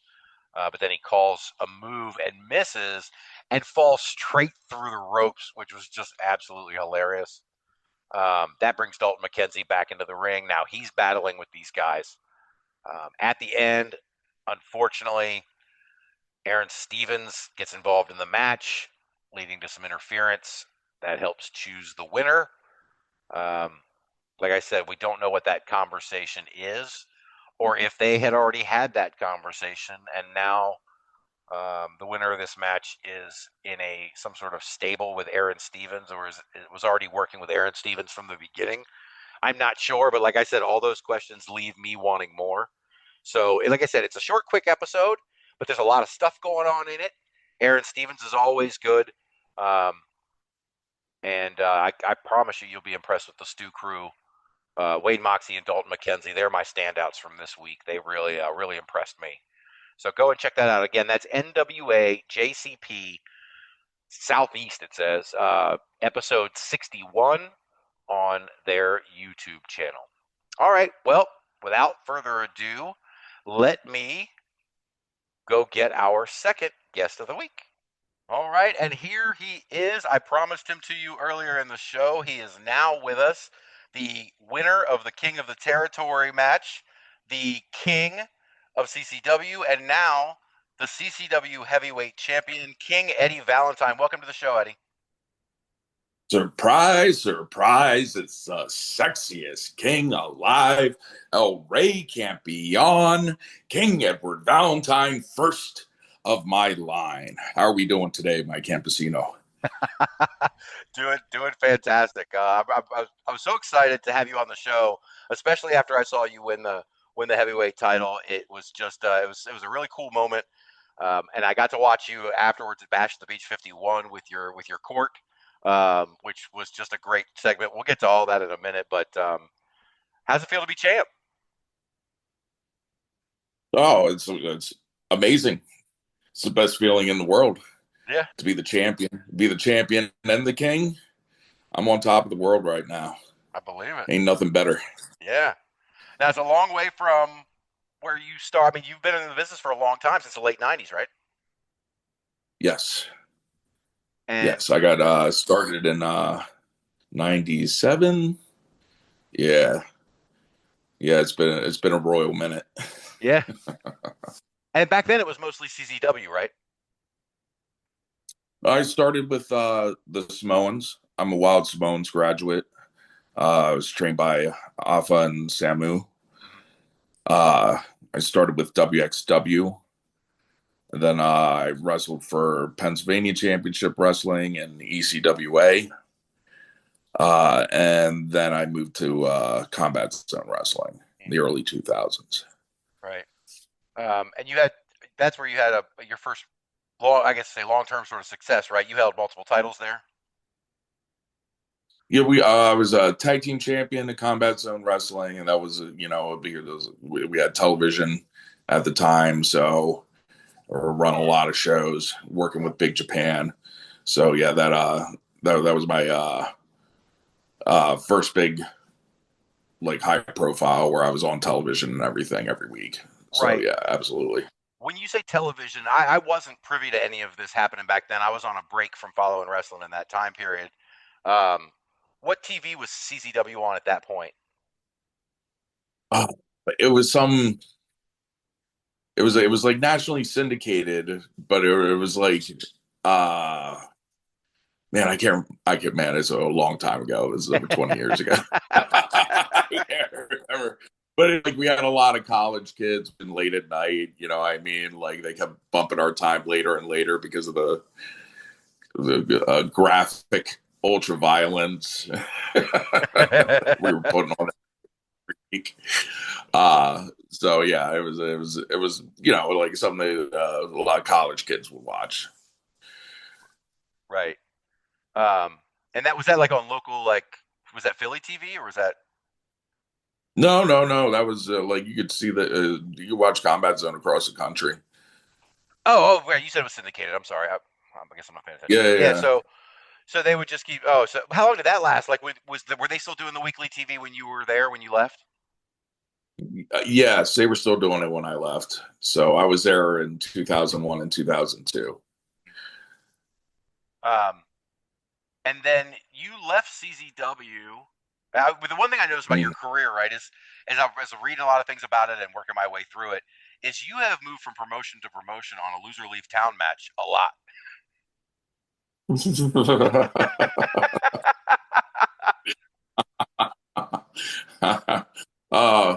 Well, I'd say the last one was before I moved down here with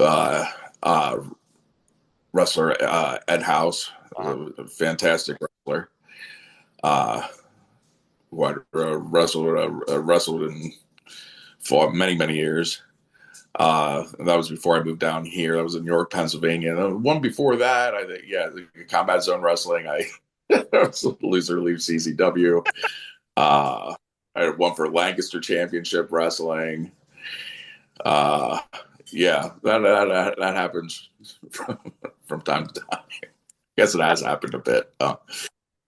Yeah, the one thing I noticed though also about that is that like it seems more than any. I mean, I've interviewed a lot of guys, wrestlers, and I've done the research and looked through. But the one thing about like your cage match that stands out to me is how you seem to be a mainstay in one promotion and then leave and be a mainstay in another promotion. Like you're not a guy who seems to be jumping around promotions at any point in your career too much. Well, I tend to, when I find a place that's I enjoy working at and I think has like a lot of potential for growth, I will put a lot of time outside of the shows into that promotion. The wrestling school, I'll wear a lot of hats. I'll wear a lot of different crowns in that promotion to make. I want to when I find a place that I think is going to be really successful. It's really good. I really enjoy wrestling there. I enjoy the matches with the talent that I'm having, and I think they have something going on. I will put 100% in to make that as successful as possible. Yeah, that's so cool. So I'll focus on one promotion. Yes. Yeah. Do the loser leave, like you said, the last loser leave town match you had was right before you moved down to Florida. Do those loser leave town matches, the leaving the promotions, do they usually correspond with personal things like, okay, it's time for me to leave this promotion because other things are going on?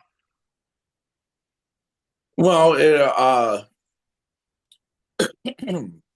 in case of Combat Zone Wrestling, that was, I was pretty sure I wasn't coming back there. With the one moving down here, I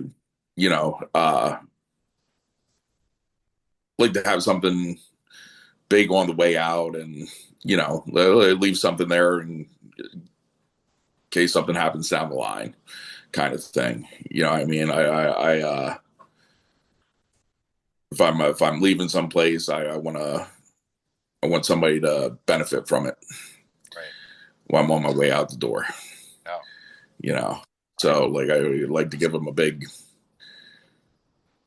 Somebody deserves to get something out of it. Like, I mean, like it gives somebody the rub Yeah. on the way out. Yeah.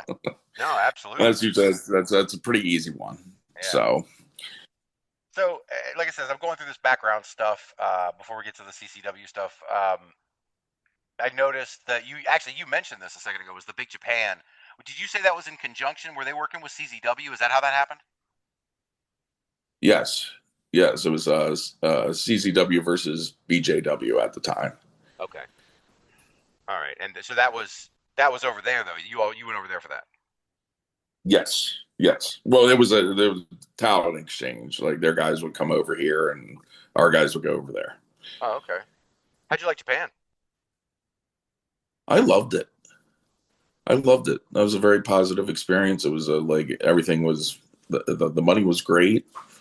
I loved the cities. I loved the culture. Yeah, I was kind of hoped to get over there one day, and I got to do that. Yeah. So it was I really enjoyed my time over there. Yeah. It's very clean. Is it? Yeah, I've heard a lot of people say great things. I mean, there's a lot of guys who go to Japan and never come back. Oh yeah. It's like, I mean, if you're going to live someplace else, like other than here, it's not. That would definitely be on my list. Right. And then between CZW ish, and Valor Pro, there seems to be this long stretch where you were semi inactive. Is that accurate? 2006 to 14ish. Was it 2006? Oh, there's no. There was wrestling for World Professional Wrestling. I also had Pride Pro Wrestling that I started with. That I ran with my late husband, and there was never any anything, any of the sites recorded any of our shows. Right. I was running every month, sometimes like sometimes 2-3 times a month. And there's like this 6-year period where there's just, it seems like there's this gap that I have all these like shows that I ran, and World Professional Wrestling shows in private. I ran my own shows. Right. I started working as a booker with Pinky Pinkerton, the Flamingo Kid, up in Pennsylvania, and I started working for him, and like eventually started running my own shows under his banner, and then eventually just bought the company from him. And there's 6 years, like I ran over 100 live pro wrestling events. Wow. Oh shit! So it's not as sporadic as it looks. No, there's just there's just no online record of it on the wrestling websites, apparently. Yeah.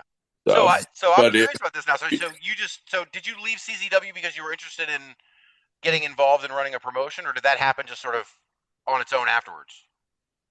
No, I was dealing with personal issues at the time, and they were like, I was in my early 20s. I was dealing with coming out at the time, and like I was like mentally a mess, I think. So I left there, and I got everything back together again. I got back into things, and I got more into the business side of it, the promoting aspect of it. So I'd always watched the promoters that I was working for and how they did things and how they ran things, and I wanted to try that. I thought I could, put on a good wrestling show. Right. How did that go?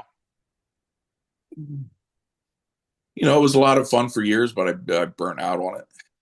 Really? Like about 6 years in, I was just burnt out. Like it wasn't losing money, but we weren't making enough money. And my husband at the time, he was dealing with diverticulitis issues, like years of surgeries and everything. So I had to work like a shoot job. I had a disabled husband at home. I was trying to run a promotion, and we were trying to run our own promotion too. So I was sort of like, there was like a 2-year period where we were like running two at the same time. And I just burnt out. Like 6 years in, I got burnt out of it. And I just went back to just wrestling. Is that was your husband involved in the business outside of just helping you with that promotion? He would help with because I always like to teach, so I've always had students or worked at wrestling schools. I assist down at the CCW wrestling school right now. I work with Gangrel a lot. But I've always liked teaching. I had a lot of mentors and people that freely gave their time, generously gave their time, and took the time to help me. So I've always enjoyed teaching and paying that back. Like if you want good talent coming in to the pro wrestling business, then there's only one way to get that. So that's by teaching. So did you have a school attached to Pride? Oh, good. Sorry. Oh, not the Pride Pro Wrestling or WPW. I would often take my students up to the Mess Brothers Dungeon up in Blandon, Pennsylvania, which is now Workers University, headed by Jason Havoc. They're still going. They're actually like ramping up, bringing in new students right now and everything. It's a good place for people to check out if you're looking to be a pro wrestler in Pennsylvania, getting your start there. But I never had a school attached to those. Like my husband would help with like all the other aspects of the business. He was like 6'7", 300 pounds, and not a wrestling fan. So I always he had a very candid. He was never in any kind of wrestling bubble. He'd give you a very casual fan's viewpoint on things. but everybody just assumed he was a wrestler because of his size and everything. He'd have guys coming up and asking him about their matches. He was just like, man, he's like, I don't fucking know. Like, I don't wrestle. This 6'7" giant back there. That's so good. Yeah. Oh man. Shoot, I lost my train of thought. So after you stop running the promotions is when you start getting involved in Valor Pro, or is there more in between? I just went back to wrestling. Like I started doing that's when I did became sexiest man alive for life. And that's why I started that, and that was a very popular persona for me. So I started wrestling. That's what I did. I just went back to wrestling and doing that, and some teaching and everything. Right. So I'll tell you that in my research again today, one of the things that I stumbled upon, I have to imagine you stumbled upon it because it's pretty old, is there's a Tumblr of of sexy Eddie Valentine pole dancing and how hot Eddie Valentine is. Have you seen this? yes, yes, I have. Yes, I I was have. like, that's so cool.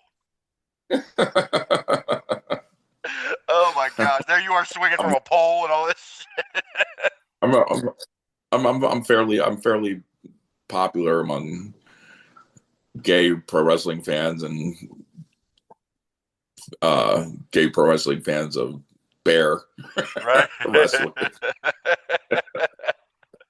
Oh my goodness, fair enough. And I don't want to get too much into your personal life, but since we're talking about that, I do want to hear from you on, there was an interview, I want to say it was from like 2009 that I saw, where you made this statement about, and forgive me if I mess up the quote, but something about meeting ignorance with violence, with bigots and things like that. What is that? Are you still dealing with that kind of stuff in the ring? Do you still have confrontations with people who are Oh, ignorant? that was Pride Pro Wrestling, and in Pride Pro Wrestling, I was the gay Avenger. Okay. You know what I mean? Like that Pride Pro Wrestling, which is still, you still go watch it. It's channel's PPW 2009. It was the first GLBT professional wrestling promotion in this country. So it was it's actually kind of very similar to how CCW runs its shows. It was a 2-hour show.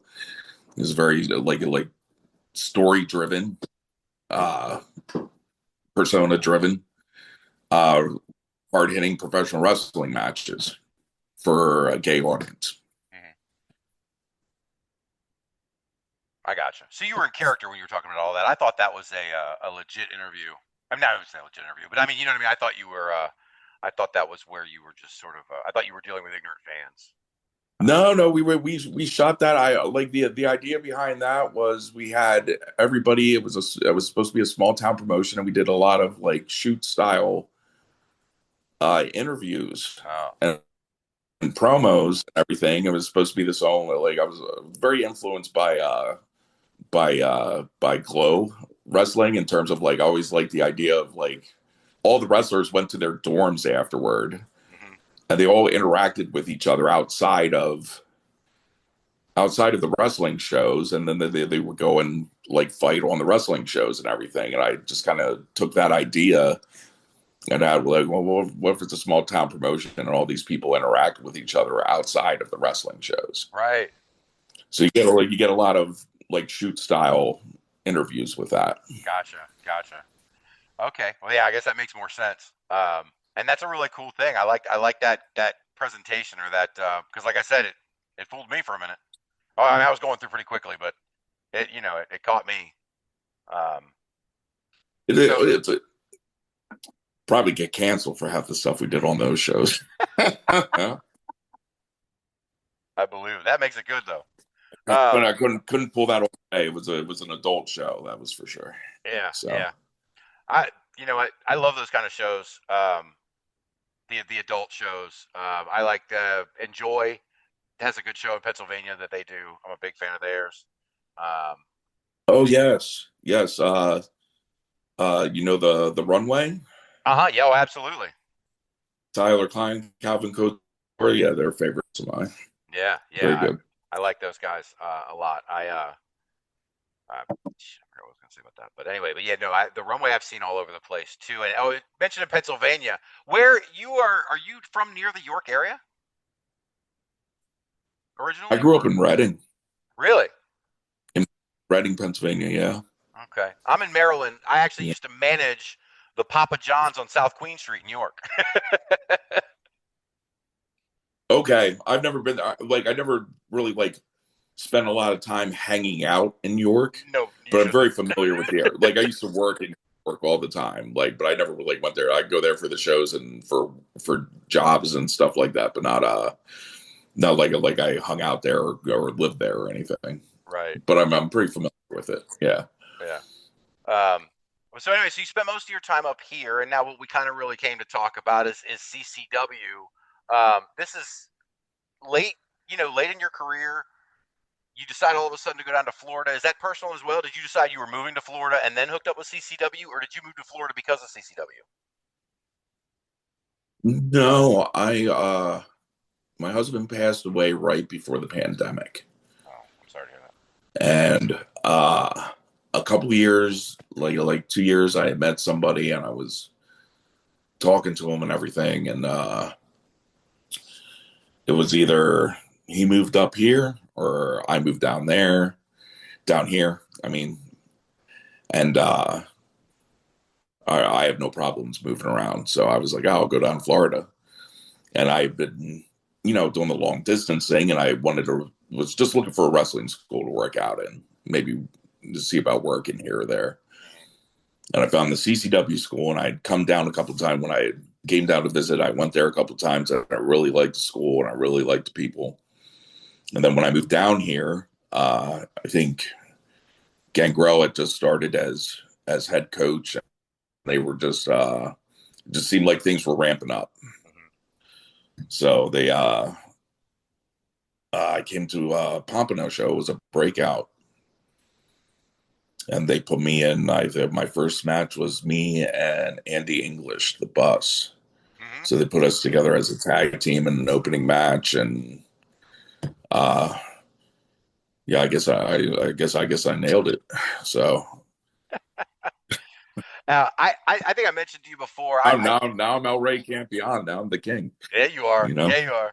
But I used to write. I used to, write up review CCW Alive every week for a couple of years, and then that got to be kind of too much. But I remember the reason I'm saying this. I remember Big English from when I first started writing up the company, but I haven't seen him in a long time. Is he retired? Andy English. Yeah, you're not gonna see Andy English. You're not gonna see the Bus. No. So right now, but I don't know if he's like not ever coming back or anything like that. So nothing like that. Right, right. Just But certainly no got he ain't to. around right now. He ain't around right now. So So that is where you move forward in CCW. The first kind of big thing is, at least it looks like to me, and this is just when I'm starting to get into the promotion, is when you have your shots at Ariel Levy. yes. Um, how is it that you ended up getting? I mean, it looks like, you've been there maybe 6, 8 months at this point, and they're throwing you in with the champ. How does that come about so quickly?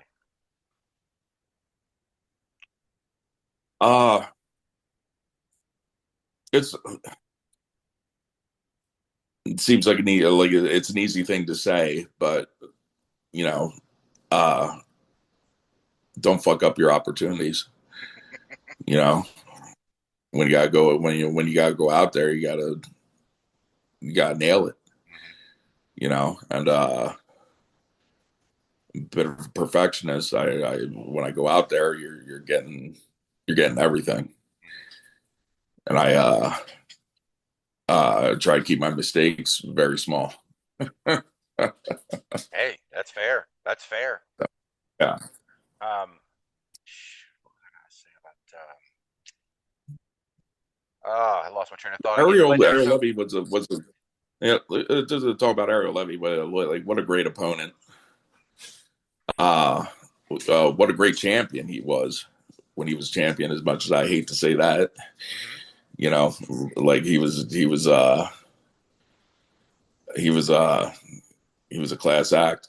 He was a class act, uh, and they were great fights.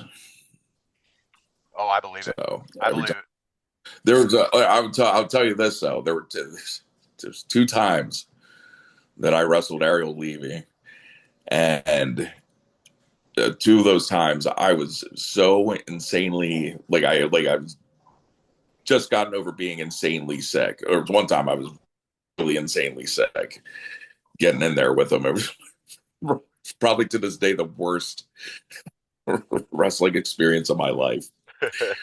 Like I was dying out there, just Oh, dying. I think it was you can probably find it online on YouTube. I think it's got a few thousand views or something on it. It's a fairly popular match online, and I watch it. I'm just thinking about like how absolutely horrible I feel at every possible moment in that match.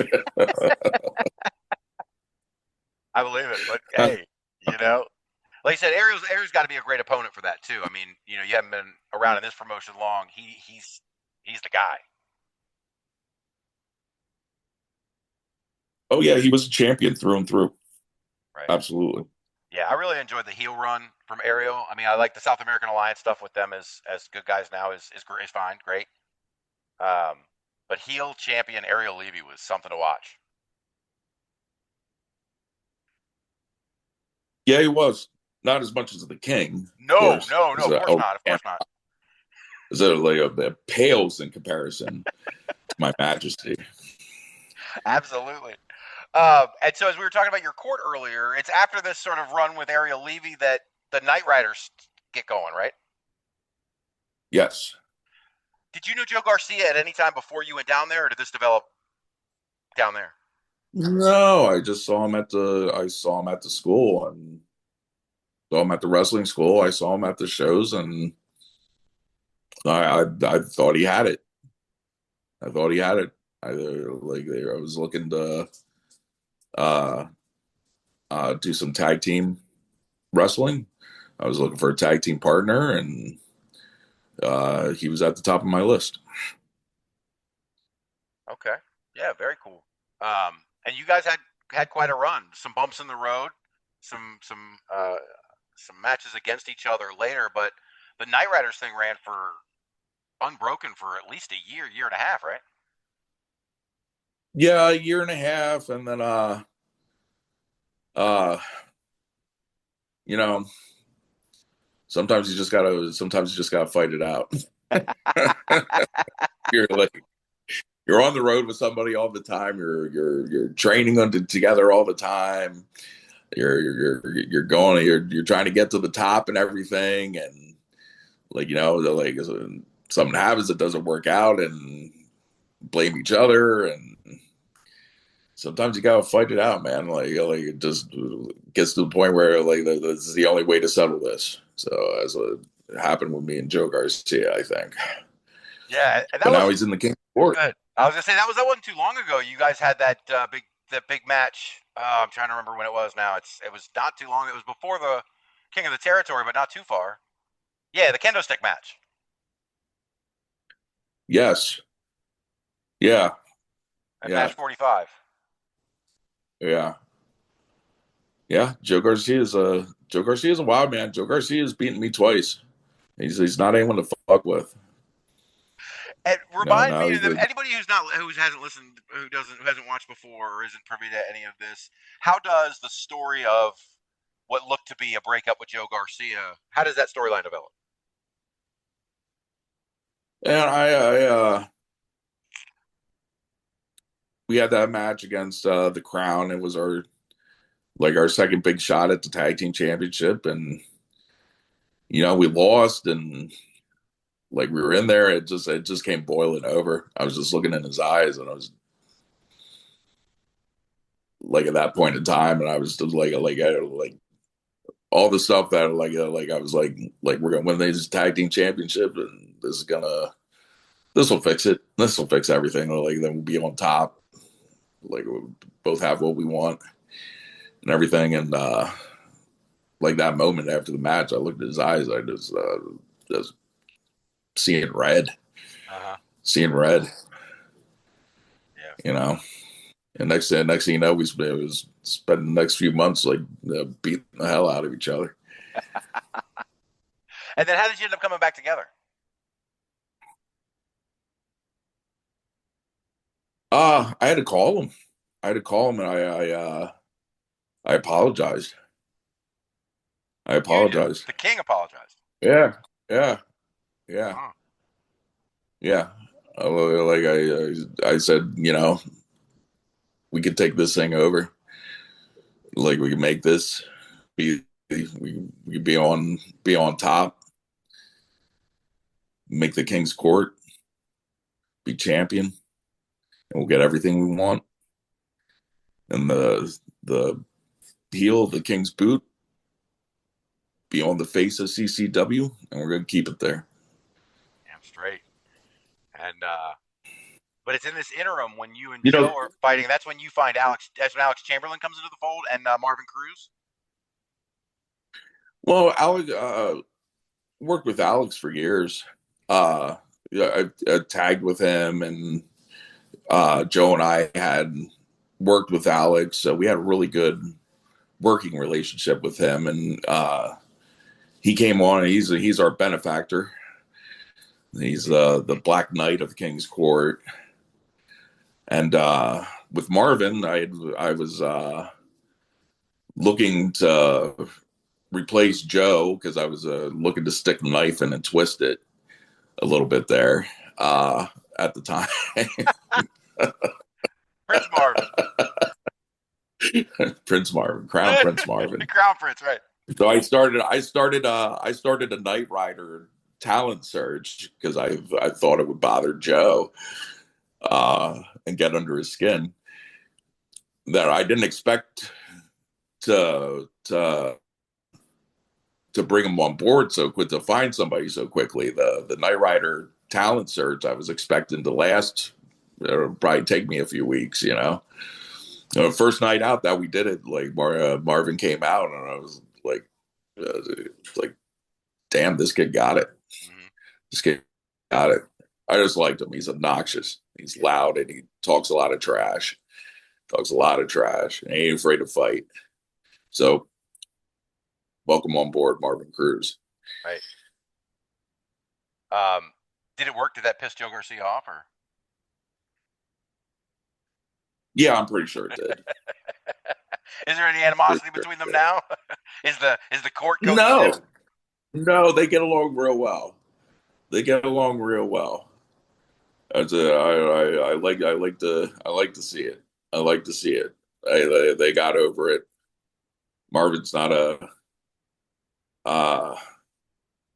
big grudge guy, but I see them go out there when they're going out there and doing their thing, and they got great chemistry. Mm-hmm. So now they're on board. Right. And now Marvin's got his own special jacket. No, Marvin's a Knight Rider now. That's it. I saw it. It was a big honor. I saw it. He seemed very pleased. Well, you know, I'll tell you what, he got the amount of spears he took from Meadow. I got hit by that thing. You know, saved me a bunch of times. You know, like he earned it. He earned that jacket. Yes. I'll tell you that right now. He earned every stitch of that jacket. Man. How is Meadow in the ring? How is it to work with Meadow? He's a bull. Looks like it. He's a bull. He's so strong. He's so big. He's so strong. He's tough. You know, I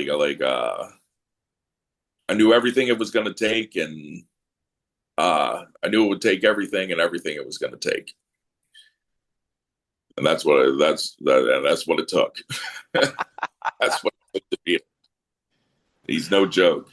He's no joke. They call him I call him the Bulgarian blockhead, but Right. they call him the Bulgarian Punisher. And that championship match, he picked me up and threw me like I weighed nothing, like a couple times in there, and that was not a pleasant experience. Not at all. I believe it. Yeah, people always talk about Rusev being the Bulgarian Brute. I'm like, you have not seen Meadow. That guy is. I would not want to be hit by Meadow. Not with that spear for sure. He's a beast. He's a beast. Yeah. So, and another one. Go ahead. Technically, we shouldn't be. I forbade everybody from saying his name, or technically shouldn't even be saying it right now. Mm-hmm. Well, part of my royal edict. Yeah. Send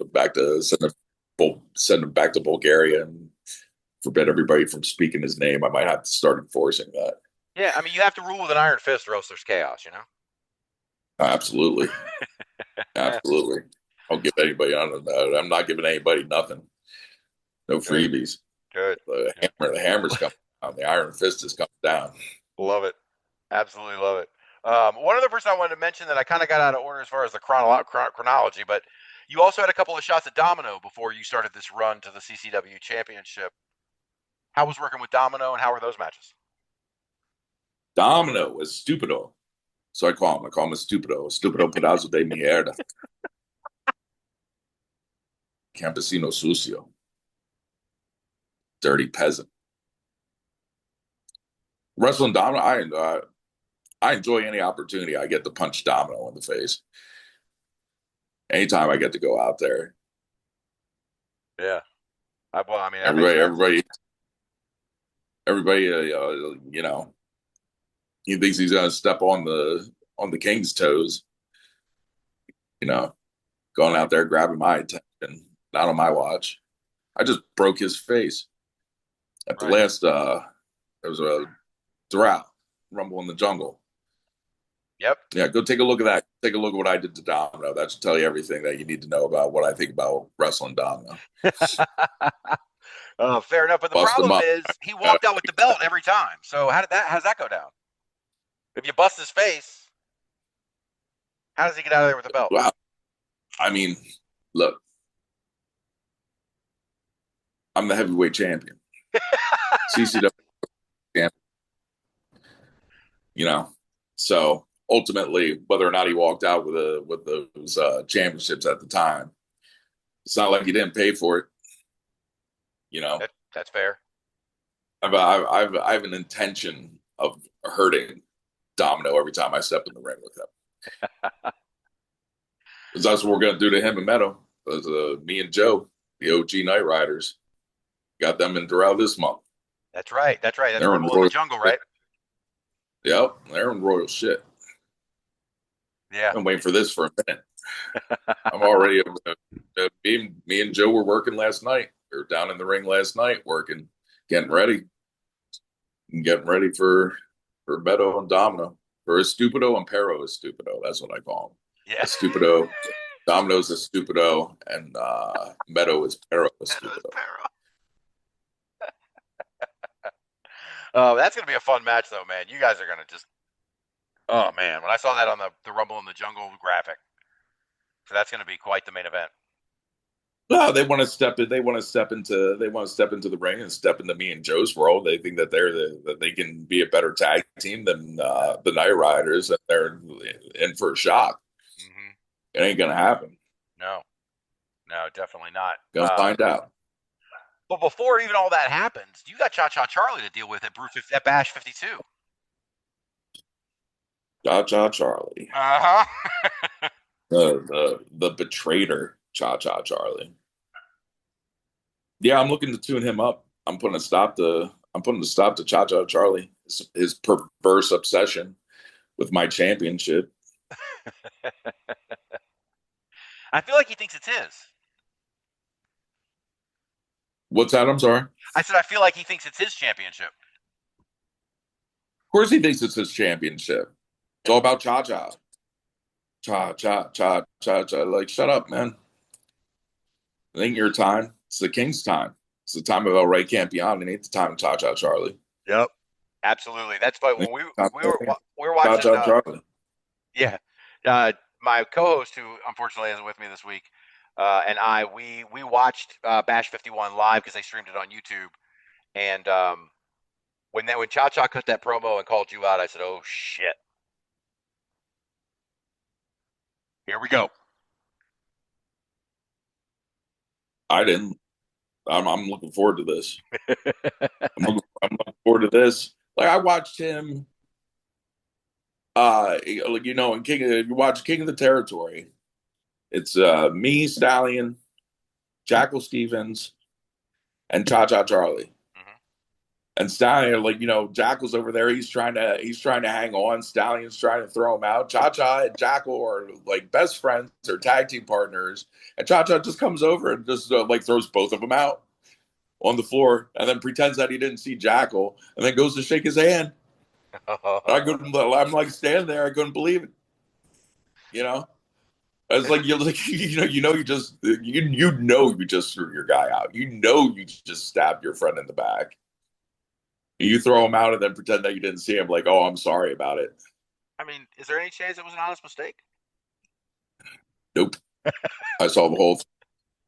He saw. He knew he was gonna get rid of it. They could have both gotten rid of Stallion, and then that would have been next to impossible. Like if they would have worked together for me to come out victorious. Right. Nope. He wanted but then it would have been him and Jackal. He didn't want that. That's what kind of guy Cha Cha is. Now Jackal, I like. Jackal is an honorable man. Mm-hmm. Like I'm gonna he held on to that handshake. Just gave me the moment I needed. I'm gonna repay the favor. Yeah. I'm gonna repay the favor for Jackal. You know, I think he got robbed. He got robbed. Like he got just had that cage match with Cha Cha. I'm gonna go in there and tune him up. I'm gonna that's part of what I'm gonna do on Saturday is repay Jackal Stevens. Yeah. But is there any chance Jackal gets a shot after that?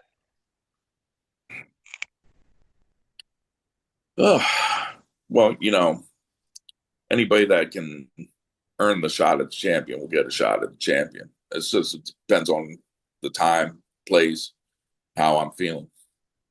I mean, you just said you owed him a favor, or you owed him one. Yeah, I'm gonna go out and I'm gonna beat the hell out of Cha Cha Charlie. Pay your favor repaid. Oh, and you want to have nothing to do with my damn belt. Right. Ain't getting two favors. I ain't repaying two favors. You know what I mean? Then you'd owe me a favor. Right. And while we're talking about Bash 52, Alex Chamberlain is going to be taking on your boy Estupido for the Southeastern title. Are you going to be involved in that match? Are you going to be at ringside with Alex? Oh, I won't even discuss that. I won't discuss that. Being out there, I want Domino to know what's going to happen before he goes out there. No, he ain't going to know what's going to happen before he goes out there. I do know one thing that's going to happen is that Alex Chamberlain is going to be walking out with that championship. That I know is going to happen. That I can tell you. Yeah, I believe it. I'm looking forward to it. I can tell you, I wouldn't want to be a Stupido right now. You know, get ready to go in there and get annihilated by the Black Knight, destroyed and picked apart, and your championship taken from you by force. Yeah, he's in a bad spot. If I didn't think he was such a pedazo de mierda, I'd almost feel bad for him. But I don't. So then your court once Chamberlain's the Southeastern champion, then the court's got to fill out the titles, right? So then you got to get Cruz and Garcia to go get the tag belts. We're taking everything. That's what I'm saying, right? Yeah. They could take Ricky Martinez in ERA, right? The King's Court is going to be draped in gold. Draped in gold. By the end of this year, you're going to have all the gold. Mm-hmm. Love it. Absolutely. I don't know. Maybe I go for the Cruiserweight Championship. You should. Just be a belt collector. Just take them all. No, me personally. Yeah, that's what I mean. Personally. Yeah, that's what I mean. You go get that belt, man. Get that championship. No lie though. I like Elliot Crow. Yeah. I've had run-ins with him before, but I like his style. Yeah. So he's a good cruiserweight champion right now. He's really going in there and like tuning up the competition, necking them. I like to see it. Yeah, I saw he's got a match with Ellsworth coming up. That'll be pretty cool. Yeah, poor Ellsworth. Poor Ellsworth. But he's got to get in there with Crow. Yeah, absolutely. What was I gonna? Oh, I know you were talking about Crow, and I guess so. Then you were telling me your opinion on Crow, but what is your opinion of, I guess, who I'll call the late Ozzy Killmeister? I see there's a funeral on Saturday, so Man, might surprise you, but Ozzy Killmeister has some admirable qualities. huh. Like, you know what I mean?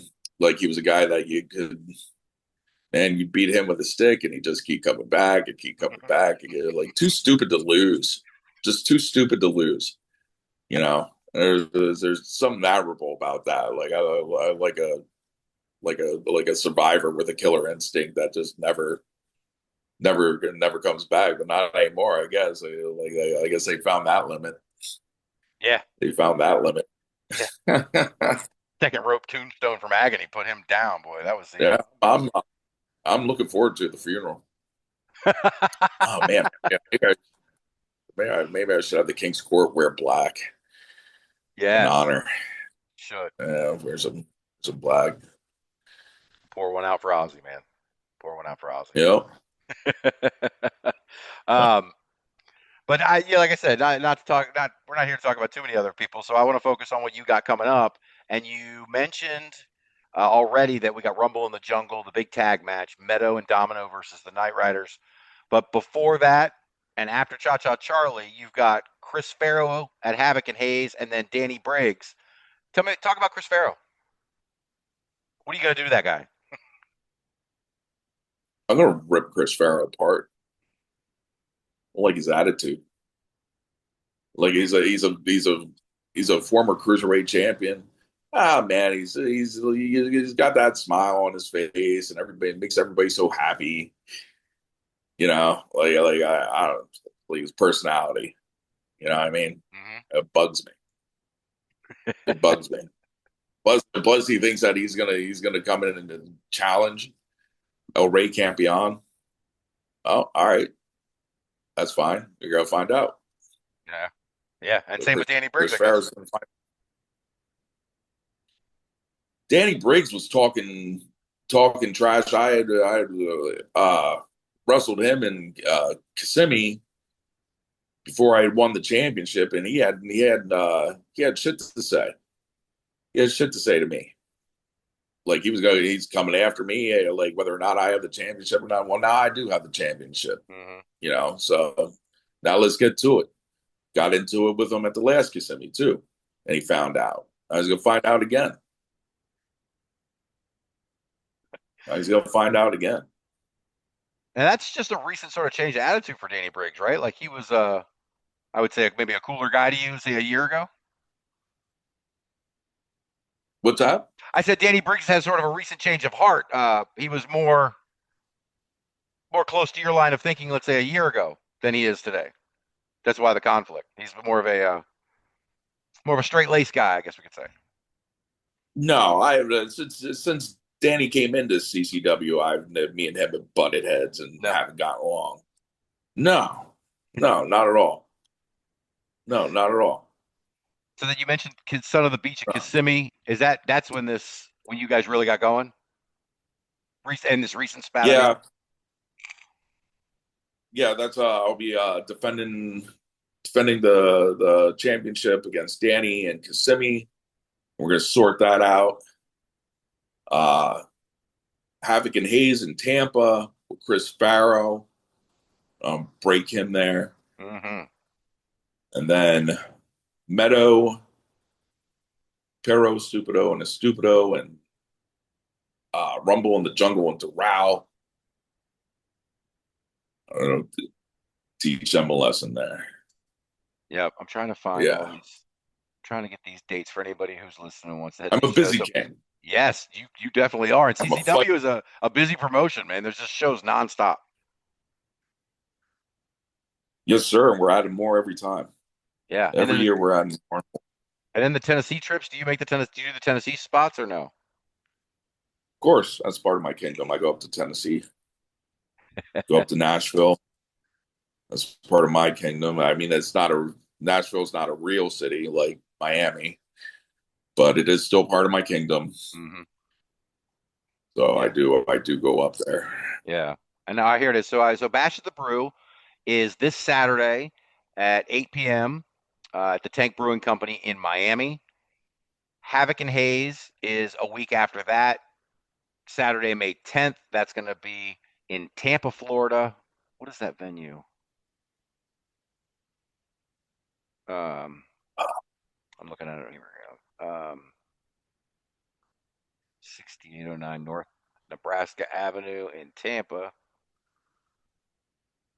Oh, Magnanimous Brewing. That's it. And then I don't think they have under the events here. They don't have the Rumble on an event, but the Rumble Rumble in the and Jungle Jungle is is May 17th. yeah, and that's Tripping Animals and Doral. And then there's Vice City Slam. That's at Vivo at the Dolphin City Mall, Miami. Okay. All right. So that's your next that's the Kings next month of defenses and battles. That's the King's Court schedule for this month. What does the future hold? What is the rest of the year going to look like? You already alluded to a run of dominance that no one has ever seen. But will it ever That's end? good. Or is this the year of The King's Court? the reign is going to last not the year like it's forever. This reign will last forever. It's a dynasty that will shape the future of CCW for all time. Between Your Highness, the Black Knight, Marvin Cruz, Joe Garcia, the Night Riders, the future of CCW. It's a dynasty that will last forever. Wow. Well, on that note, King Eddie Valentine, listen, it's been an absolute blast having you here. Where can people find you on social media or anything else that you want to promote? You can find me on Instagram at Eddie Valentine IG. You can find me on Facebook at Eddie Valentine, and that's it. That's all the social media I have. Keep it simple. Believe me, it's way easier that All way. right, go check out Coastal Championship Wrestling, FL.com. Look up Coastal Championship Wrestling on YouTube, Eddie Valentine on YouTube, all that good stuff. Yeah, absolutely. And I can tell everybody, CCW Alive is one of the best shows around on like the YouTube shows that are available from independent promotions. CCW Live is probably the best of the bunch, if not one of the best of the bunch. The production, the stories make sense. It's short, it's digestible every week. And like you said, CCW does a really good job telling their stories at the shows. So anybody who goes to YouTube and finds CCW Alive TV, you'll understand what's going on because the stories unfold on the show as well. And that's something that always caught me. It's not like this disjointed weekly TV where they're just throwing matches in. Every week makes sense. So I'm a big fan of that product. But listen, King Eddie, we wish you a good reign, a good long reign. And if you are willing, we would love to have you back in a couple of months, maybe, and see how things are going in the summer. Absolutely. Thank you, my campesino. That's right. Thank you, King Eddie Valentine. Appreciate you coming on. Well, that was really cool. I've said it a bunch of times. Covering CCW for a couple of years. These guys at CCW, I mean, they are larger than life to me because I've only ever seen them on TV. I've always wanted to get down there.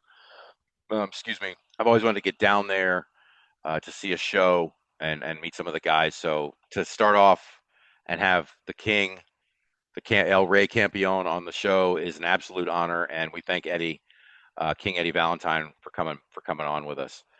Before I get to the end of the show, since it's just me this week reading a bunch of bunch of matches. I'm not going to do too many, but there are a few shows. There are several shows here coming up this weekend that are close to us at IWX, at Any Wrestling Experience, because we've covered them or we've talked about them in the past. There's friends of the show. So let me preview a couple of these shows coming up this weekend. Starting on Friday, ICW No Holds Barred. Now that H2O is gone, definitely my favorite hardcore deathmatch promotion. ICW No Holds Barred NHB 74 is going to take place on Friday, May 2nd at the TWE Arena in Red Bank, Tennessee. Lil Sicko is going to take on Hoodfoot.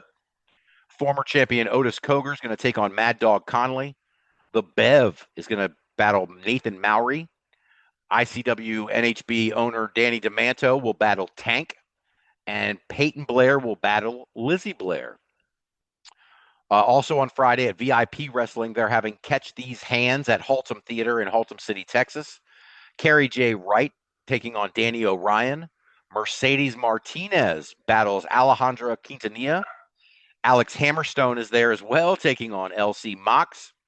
And JD Griffey is going to defend the VIP title against Josh the Goods Woods. On Saturday, friend of the show, Draven. Go check him out if you are near Delaware. DCW is having Night of No Limits at the Delaware Auto Exchange in Felton, Delaware. White Jazz, the DCW Tag Champions, are going to take on Eye of the Raven.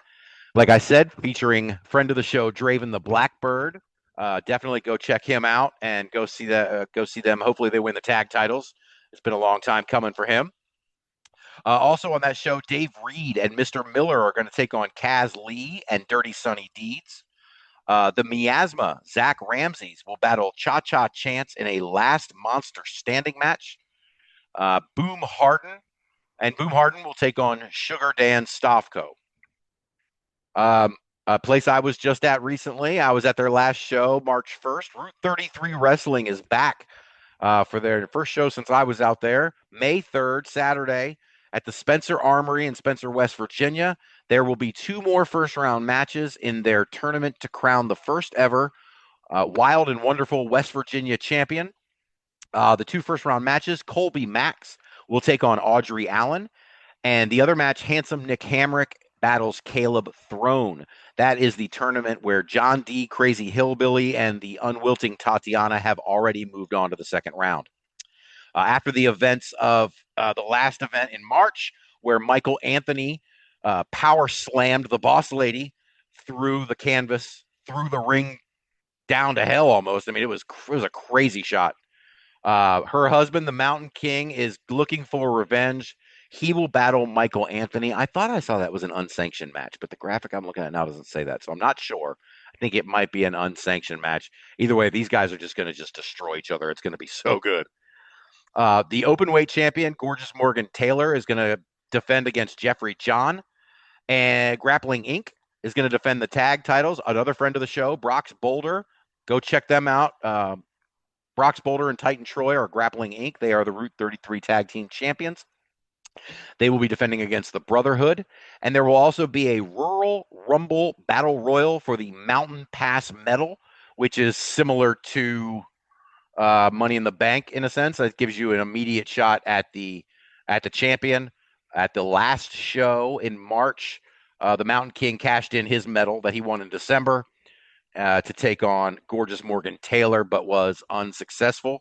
We'll see if the next medal holder can do better with the medal. Northeast Wrestling is having Hat City Havoc at Henry Abbott Tech High School in Danbury, Connecticut. Zeta Steel will be taking on Rebecca J. Scott. That match is going to be incredible. Nick Nemeth will be there battling KC Navarro, fresh off both of their appearances on the TNA pay-per-view last weekend. And also appearing will be Northeast Wrestling champion Matt Taven. Still on Saturday. Actually, the rest of these shows are on Saturday. No Sundays for me today. Zow Alive is having Certain and Severe at Parties on Pope in Nelson, Illinois. Dan the Man battles Pregal. Davina Thorne battles Lily La Pescadita. The Hall of Famers defend the tag titles against Hatter and Supernova. Bayou Bill will take on Bowman. We also have Lovely Miss Larkin versus Ashlyn Alexander for the Empress title. And In the main event, 5-on-5, Team Shane Show versus Team Florida Man. Virginia Championship Wrestling on Saturday is having their latest event at the Norfolk Masonic Temple in Norfolk, Virginia. Commander King will defend the Liberty title against the Hypes, Myron Malone. The Delinquents will defend the tag titles against former Voltage Tag Champions, just lost those belts, Nice and Smooth. The VCW champion, the Virginia Heavyweight Champion Devantes, will defend against the Boar. Brandon Scott will take on Joseph Keys, and Rex Lawless will battle Chris Slade. We already talked about this a little bit, but Saturday Coastal Championship Wrestling is having Bash at the Brew 52. That takes place at the Tank Brewing Company in Miami, Florida. 5-Star Arrow will defend the tag titles against Meadow and Maximus Khan of the Crown. Domino will defend the Southeast title against Alex Chamberlain. Alan S2S Martinez will take on Jackal Stevens. As we talked about plenty earlier, King Eddie Valentine plans to put the smackdown on Cha-Cha Charlie as he defends the CCW Heavyweight Championship. Elliot Crow will defend the Cruiserweight Championship against James Ellsworth. And also there will be a funeral of Ozzy Killmeister thrown by Skits. That's going to be insane. New South Pro Wrestling on Saturday is having a bunkhouse stampede. Miss those. At the RCE Skills Academy in Huntsville, Alabama. Sean Christopher is going to take on Big Dave for the NSPW title. Ravenna Vane is going to take on Big Booty Judy. Fancy Jake Franklin is going to battle Caitlin Marie. You got Mad Dog Connolly versus Hunter Drake. And the 10-man tag team bunkhouse stampede. Finally, for our weekend preview, Pro Championship Wrestling is having Extreme Aftermath at the Red Bluff Community Center in Red Bluff, California. The Prospects champion RC Nist is going to defend against Prime Time. Ultimo Jaguar is going to take on Sergio Santana. The MILF Hunter is going to battle Boyce LeGrand for the Inter California title. Bad News Blakesley is going to defend the PCW championship again against Dickie Dakin, this time with a special enforcer. And the Dudes will attempt to dethrone the Appeal as Pro PCW tag team champions. Well, that's it. It was a crazy show because I was all alone and John's not here, but I made it through. We got some good information from Rich Buchholtz about perseverance, and we learned a lot about referees. King Eddie Valentine was super entertaining, and I look forward to his reign continuing for a long time. He is just an absolute blast, and it just keeps getting better with his King's Court. So I urge you all to check out RPW on YouTube, check out their social media, but also check out CCW Alive TV. Watch those matches King Eddie Valentine was talking about. They are right there on the CCW YouTube channel. So they're there to find and enjoy. Believe me, they're a blast. CCW is a great promotion. They have top-level talent who stay around. A lot of guys who only work for that promotion, which is just crazy to me, but it just shows the loyalty to the people, the owners of CCW and the company, and what a good product they put on. And they run all the time. So if you're in Florida or Tennessee, you can't miss them. But that's it for us this week. Till next week, we are going to have a response to Samson as Tully Bertarelli comes on the show. Tully Bertarelli is angling for a title shot against Samson at Marquette Mania on May 17th. And we will hear from Tully about that, as well as his background in art, music, drama. The guy is well-rounded. He can do it all. You'll hear it next week. For now, check out the Linktree Indie Wrestling Experience Linktree. Individually, Facebook, Instagram, and TikTok, we are Indie with a Y Wrestling Experience. On Blue Sky and Twitter, we are Indie Wrestling XP. There is also a Smug Mug, which is under my name, Robert Richards. But you can find it all in the Linktree. Go check us out. Connect with us. Tell us what you think. We'd love to hear from you. If you are a promoter or a performer who want to come on the show, have us announce new champions that you've crowned or new championship that you've won, reach out to us, Indie Wrestling Experience gmail.com, or you can reach out to us by message on the socials. Okay, I'm done talking. Thank you, everyone. We'll see you next week.